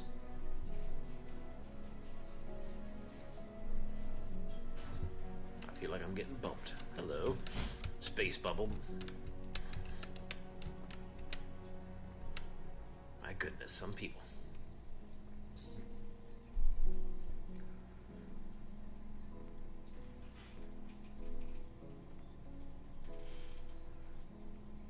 Nope, haven't added any new options for the Safe House windows.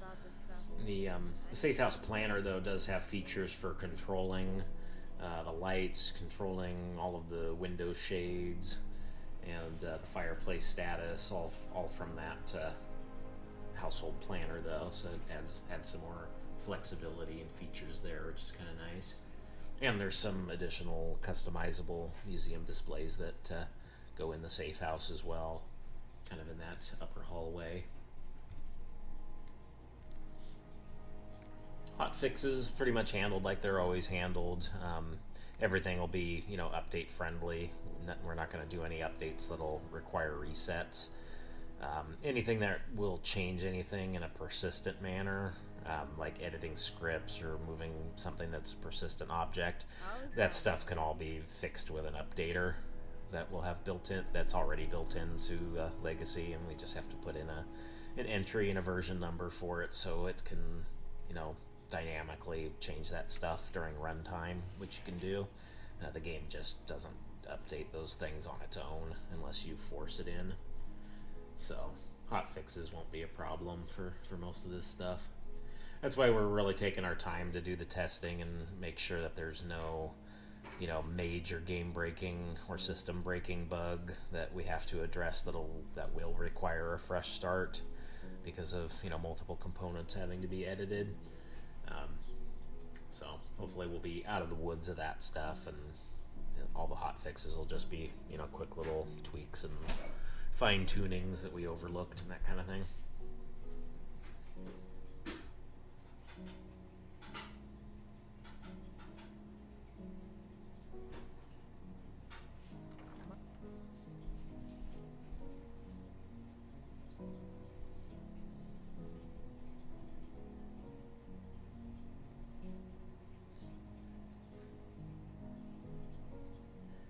Well, we're not going to be doing auto sorters for the general book stuff. You'll still just dump them out of your inventory into the book return, and then the sorter will do all the sorting to the containers. We're not going to facilitate a sorting of something that can just be dumped out of your inventory pretty easily. But implementing the activating of displays from the book return, though, is a big quality of life improvement. So that's the improvement you get in that regard.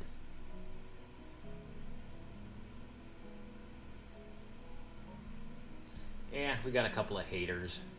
They probably didn't get the support answers that they wanted. And so they're gonna be pissy and go run off and cry on Reddit and downvote videos and all that kind of childish stuff.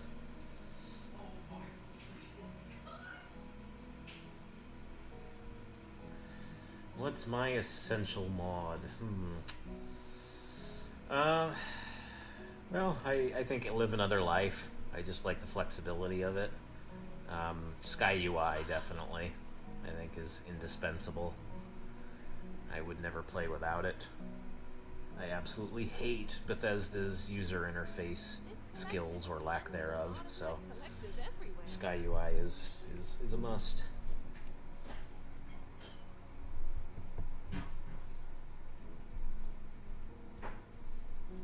Don't know on an exact date of release, but soonish. Crafting with that these days. We're just working on finishing polishing up the patches and probably before Christmas.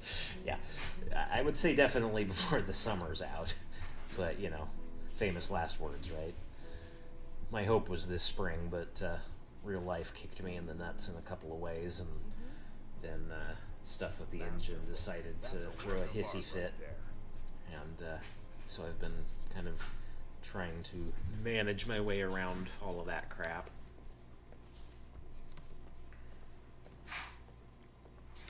A lot on the wind today. Good hunt ahead of us.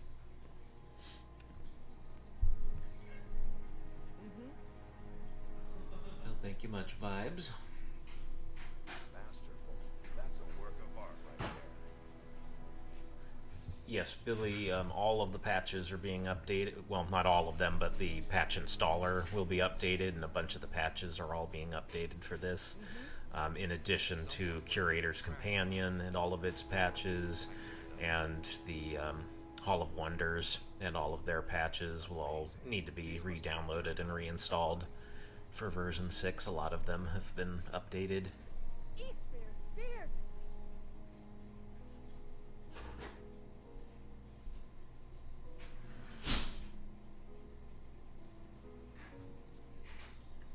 No East Empire plans for Legacy per se. Not to say there wouldn't be some kind of side quest involved in the future acts of Odyssey. Because there's a lot of interpolitical stuff going on in Odyssey that would potentially connect well in there.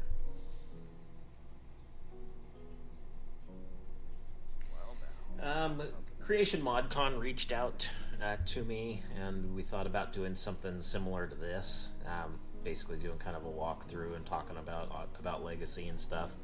But honestly, I just don't think I have the energy for it this year. I think I'd rather just take a year off and then focus on getting stuff improved for another presentation of Odyssey when Act 1 is getting pretty close to completion. By next year, hopefully.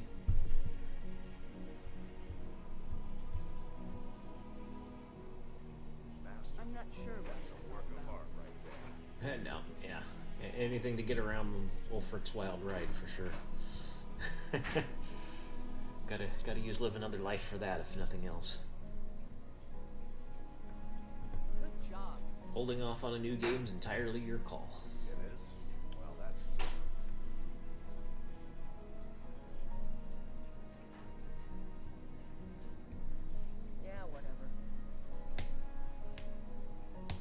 I could have one feature in Skyrim that isn't possible, what would it be?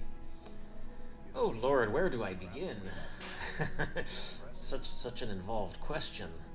When it comes to the back end of development stuff, there's numerous things that I would have improved or included in how the engine operates. But I think for me in the moment, the big one would be to have form list entries append to the end of form lists when you're adding stuff to them, rather than having it take the list of items, completely destroy it, and make a new list of those items with the new ones added to it. That's just a massive memory sink, and has been kind of the problem of this whole Radiant list builder, where we're getting it to build a couple of lists with thousands of items on it. The system just chokes on it, because it's so slow to have to rebuild that stuff. Yeah, the multi-threading on it and just kind of having to constantly reread the form list and then deleting it and rewriting it. Just, it causes way too many chances for stuff to get lost.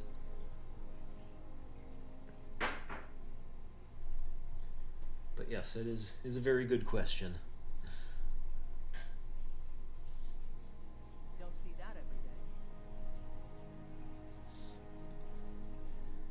Me, I'm actually a pretty low-end mod user. I probably only have about maybe 300-400 mods at most, including patches and that sort of thing. I always have less than the 255 base, ESPs and ESMs. You don't see many people crafting with that these days.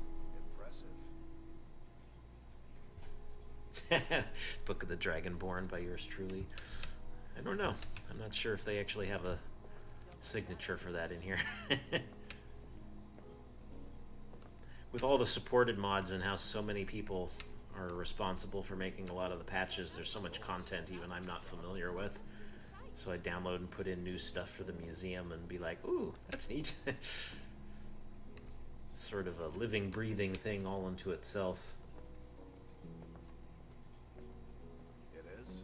Well, that's different.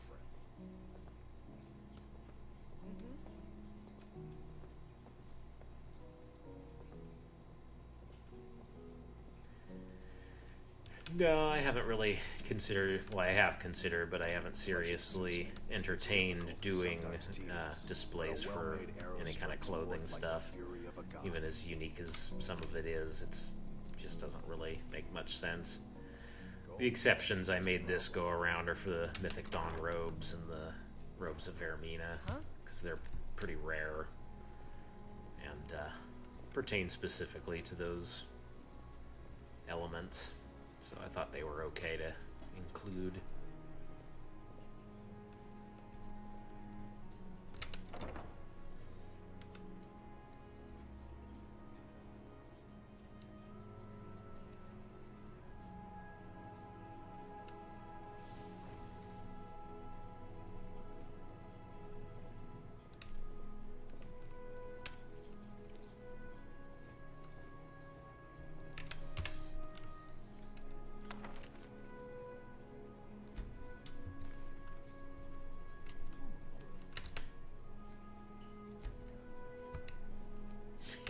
Yes, you can flip out for a moment.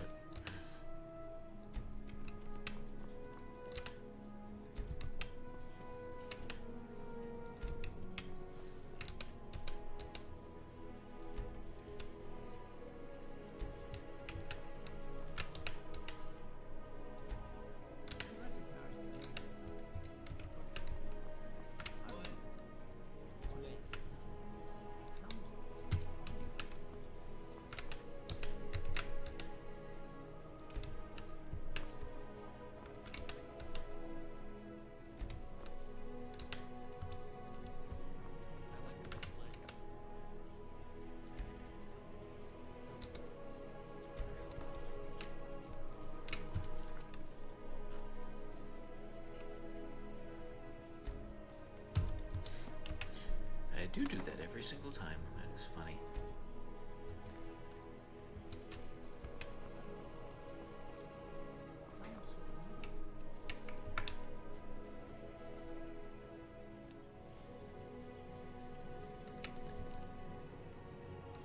Appreciate it, Weaver. It's been a hectic development cycle for sure.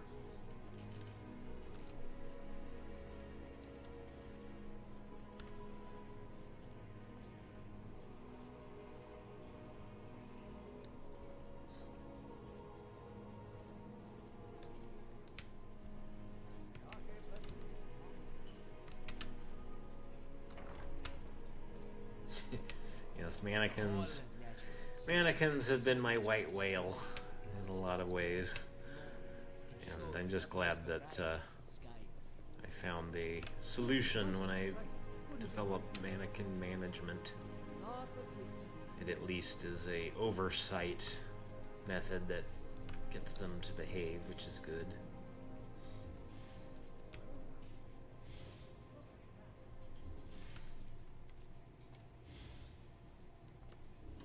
Hall of Secrets has a couple little things, but the Deep Home hasn't been updated in any way, really. New quests or new scavenger hunt event thing is connected with the Hall of Secrets.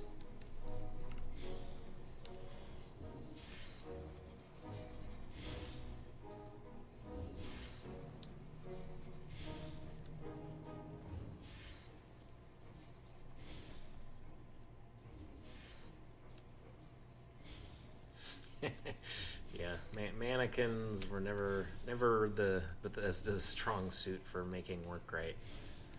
I think in a lot of ways the Morrowind mannequin mod was actually better than any of the iterations that they've come up with in the later games.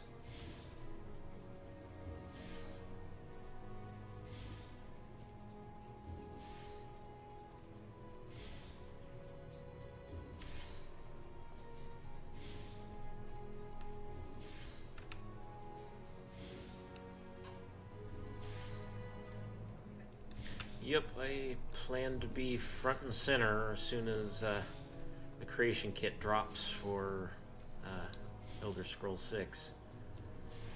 Because I gotta stake my claim on the displayability front.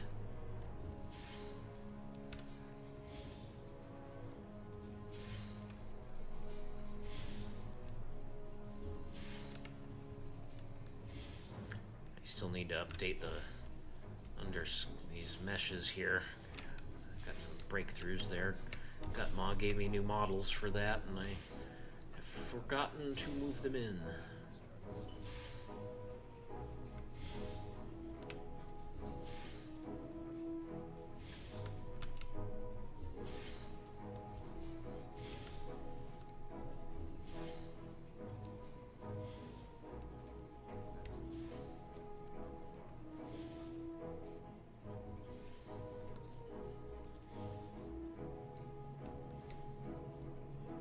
You know, as soon as you get your load order nailed down, then we're gonna release, right?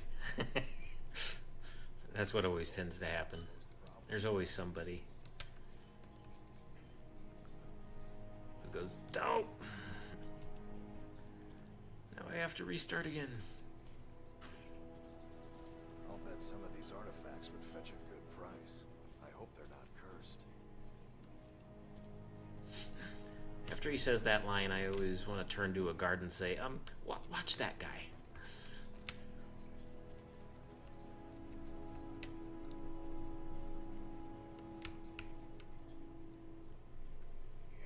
You don't see many people crafting with that these days.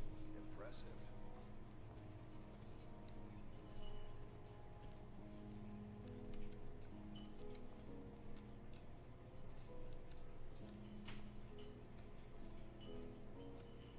I'll bet some of these artifacts would fetch a good price. I hope they're not cursed.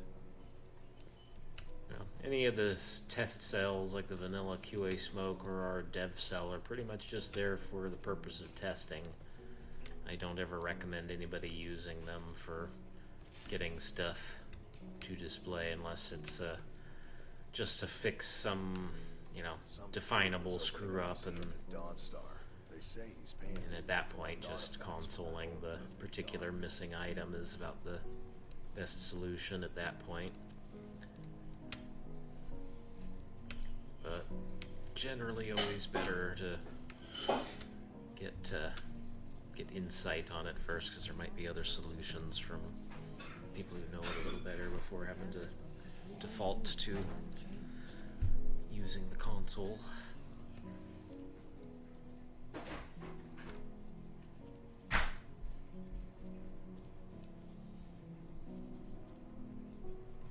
Gold solves most problems, doesn't it? Any Such new amazing art. stuff? I really hope I can get that good one day. No new staves that I can think of, but there's a few new items.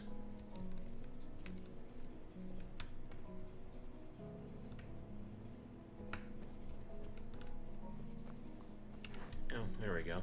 So these have finally changed their assortment. So we got new stuff showing up here. Of course, all of Arian's various notes starting to appear all over the museum.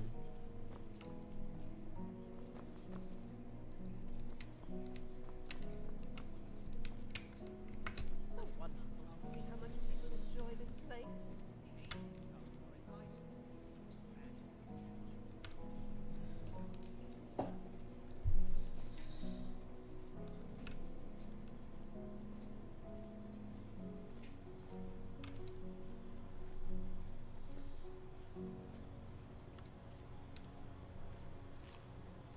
Such a fantastic temple tribute to great adventure.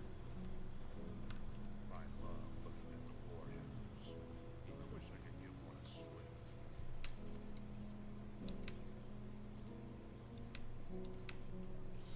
Yeah, doing equip and unequip from container is not a good idea. It just confuses the engine.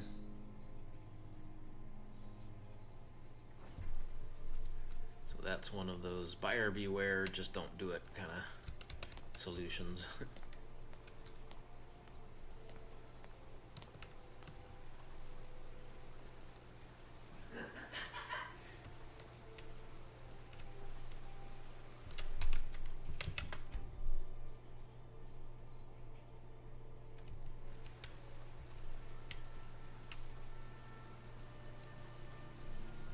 This is Verna, this is one of the patrons. Hi.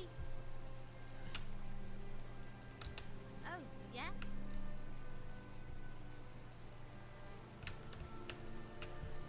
Her dad will often work in the museum, sweeping up around, or he'll work in the marketplace and then kind of hangs around with her, wandering through the gallery. She's learning to be a painter. They're here for all the paintings. No, the memorial's there. It just happens during the quest. It doesn't enable with the rest of the normal quest displays.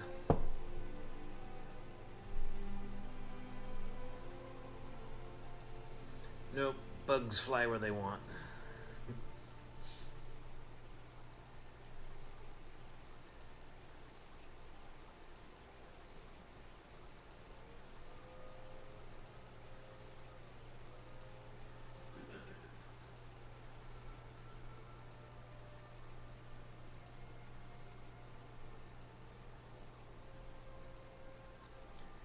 Some of the Beyond Skyrim stuff that's been shared as assets, we've been utilizing a few pieces here and there in Odyssey, like some of the ships. We managed to get use of all those things, and then we did a lot of porting over of 3D Project Red stuff from Witcher that we got permission to use, stuff from Witcher 3, and 1 and 2 had pretty much open permissions already at that point, so they've been really cool and sharing their use of stuff.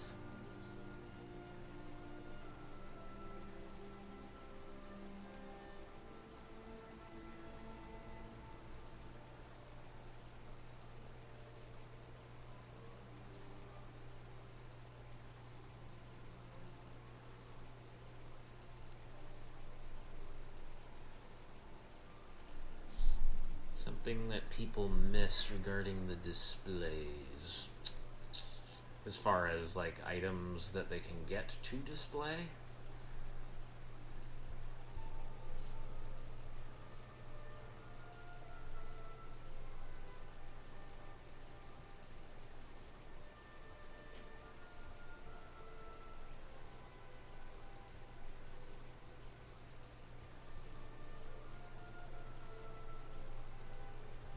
Appreciate it, Freak Job. Thanks for hanging out and checking it all out.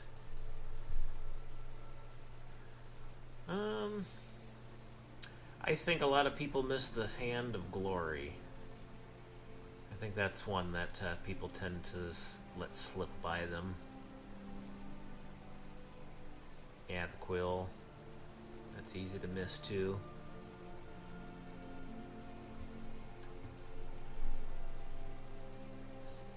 any unofficial patches that touch anything with Airship, those will need to be redone. Otherwise, they shouldn't really cause any notable issues. Nothing inside's changed so severely that it should interfere with like displays and that kind of thing necessarily. But always worth a check.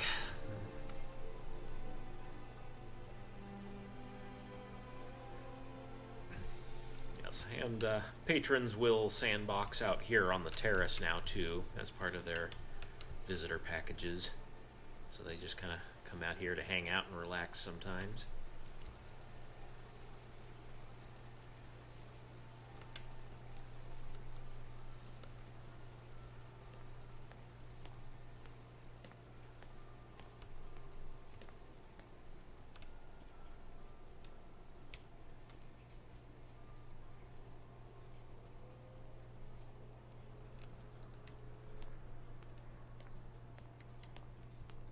Yes, anything in the library will need to be adjusted because we rotated everything in the interior of the library to accommodate some other mechanic that could not be solved with just normal things, so we moved the entire cell to accommodate what we were trying to do. So anybody who has a patch in there placing items or editing items will have to get an adjustment.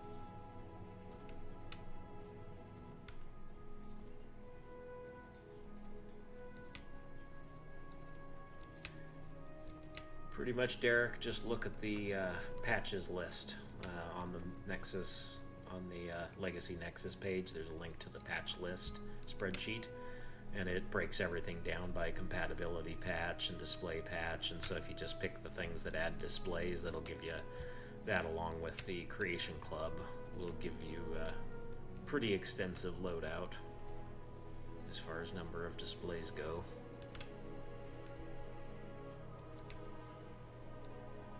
There's also a couple of guides, but again, we don't support users of guides or collections just because there's too many variables to consider.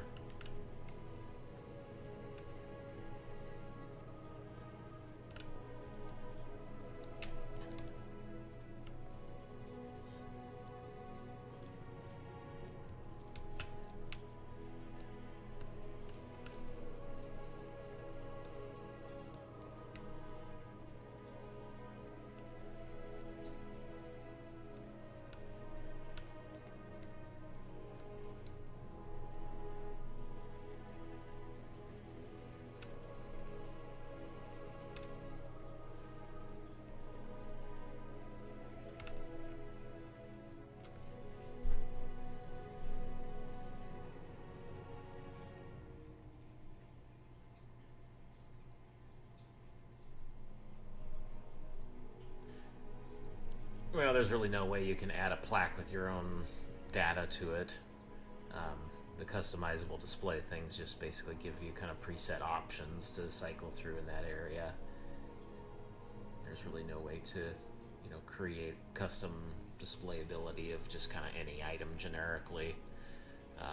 There's kind of a proof of concept add-on for Legacy that is absolutely not endorsed to use in game, but it's kind of a proof of concept experiment called Hall of Insanity that basically has kind of a dynamically expandable kind of dungeon space for displays that it's very, you know, everything's very angular, very, you know, calculated as it expands outward and adds more, you know, display cells, and basically just lets you have a space where you can put an item and then you can affect the rotation and stuff. But it's very, very heavy, and you know, it just plays with some concepts that are really tricky to manage in something this scale. But that's about as customized as a display kind of setting can get. But I was kind of entertaining the probability of trying to set up some limited use of that type of thing in the safe house to create a couple of little pedestal displays to be able to put a little bit wider variety of, you know, type of items on display generically. But it's tricky because not all meshes are built with the model in the same orientation as each other, so they're not in the same, you know, centered 000 spot in the mesh. And so if they're not, then everything gets placed relative to that orientation. And so, like, even vanilla has ground models for armor that have totally different rotations. Like, some of them are standing straight up and some of them are laying down, and you have to have uniformity in that stuff for those things to work kind of universally in displays. But it's a neat concept if it would work. Yes, version 6 is like Kree's saying, if you're using anything older than 1.6.1130, you'll have to use the backport compatibility, otherwise known as BEES, the ESL backport compatibility utility. Otherwise, anything from 1.6.1130 or 1170, those two all work just fine. And you will want to make sure that you upgrade to whatever version will give you the resource pack ESM, even if you're then gonna, you know, roll back to an older version of the executable, because you want that resource pack. It'll all be laid out in the install instructions when those are edited.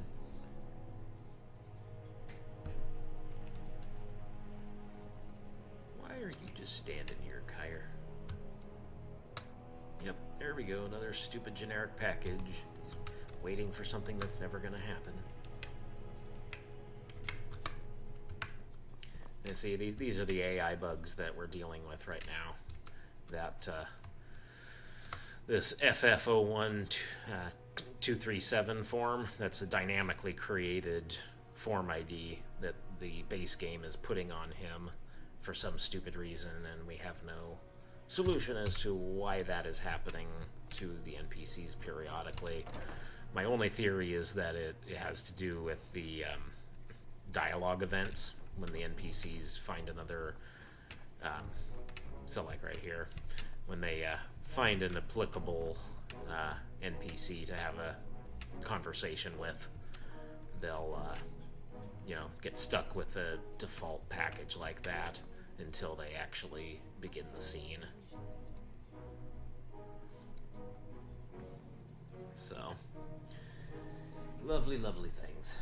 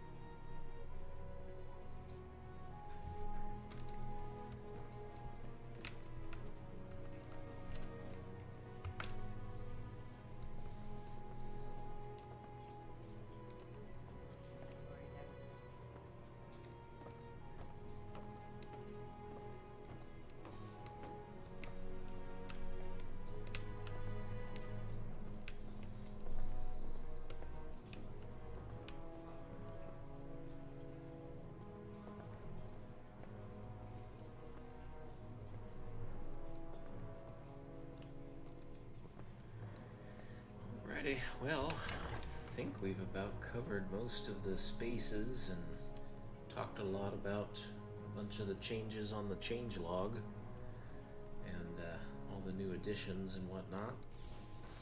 If there are any last minute questions, I think now would be the time. Otherwise, I'm gonna probably go ahead and start wrapping up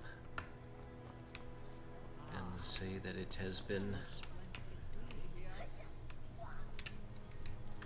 say it was nice to have folks stop by and check everything out. It is quite the collection. Mind your step. Oh wow, I still don't know if I want to get Z7 when? Sometime between now and the heat death of the universe. Yeah, I don't know why it's only one channeling. It's very weird to me. It's probably some goofy setting that I'm not seeing. Because normally I'm in full lovely stereo. But my plan is to try and do some more live streams of things from, you know, actual back-end mod creation type stuff, modeling, just running around testing stuff in game, and, you know, more development of Odyssey stuff. You know, do some more of that stuff live. So I'll have some opportunity to look at the settings, do a few test runs, and see what settings I need to adjust here.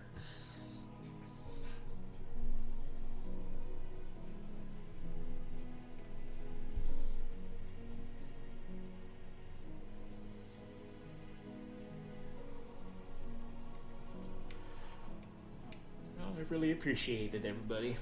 Appreciate all the support and the shot in the arm of compliments. Definitely helps make it worthwhile when the tough struggles kind of crush us down on an extended basis sometimes.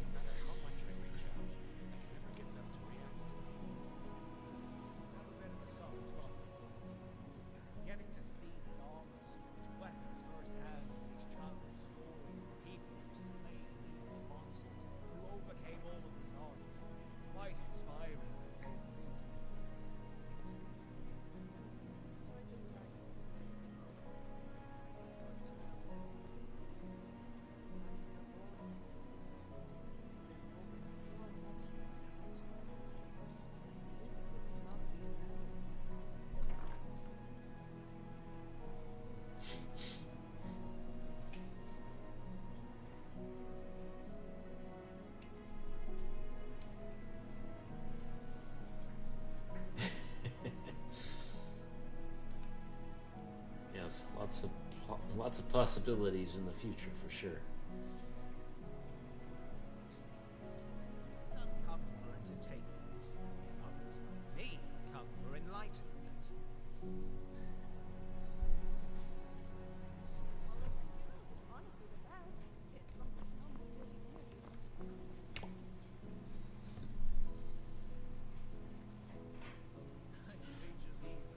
Yep, if there's any other comments or questions or anything, you can post them on Discord, or also drop them into this this streaming video once it goes live as a video to watch from the beginning.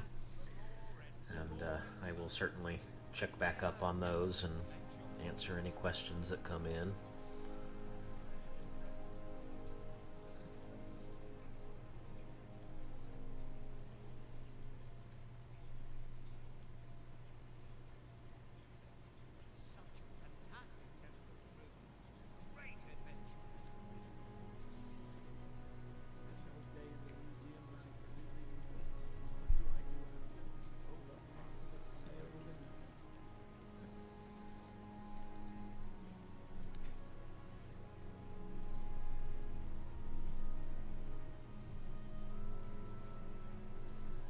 Yep, AI bug stuff in this game has become quite peculiar, I will admit.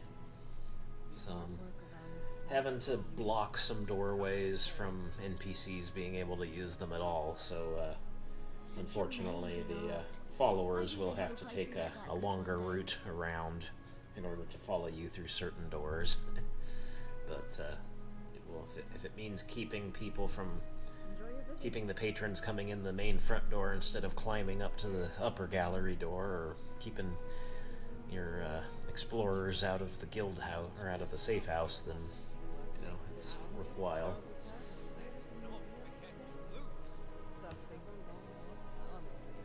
Yep, as long as I don't lose my mind, I fully intend on continuing to mod into the near future, into the extended future as well. Time willing. There's the final pan around I was waiting for. Good stuff.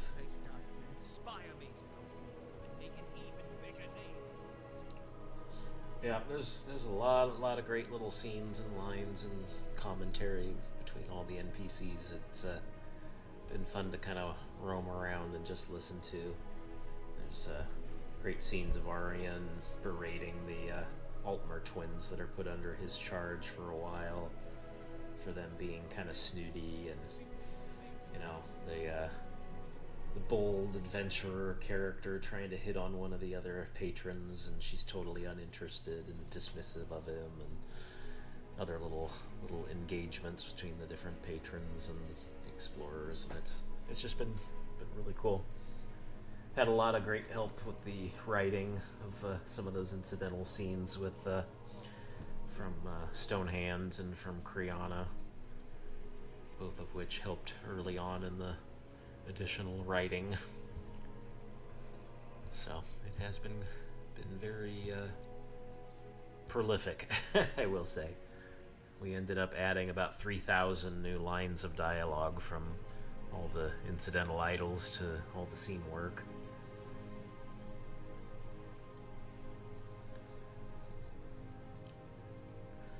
Alrighty, well, I'm gonna go ahead and shut her down, folks, and once again, thanks to everybody for coming out and asking questions and checking out what we've been working on the last several months. And I will catch you guys all around elsewhere at another time.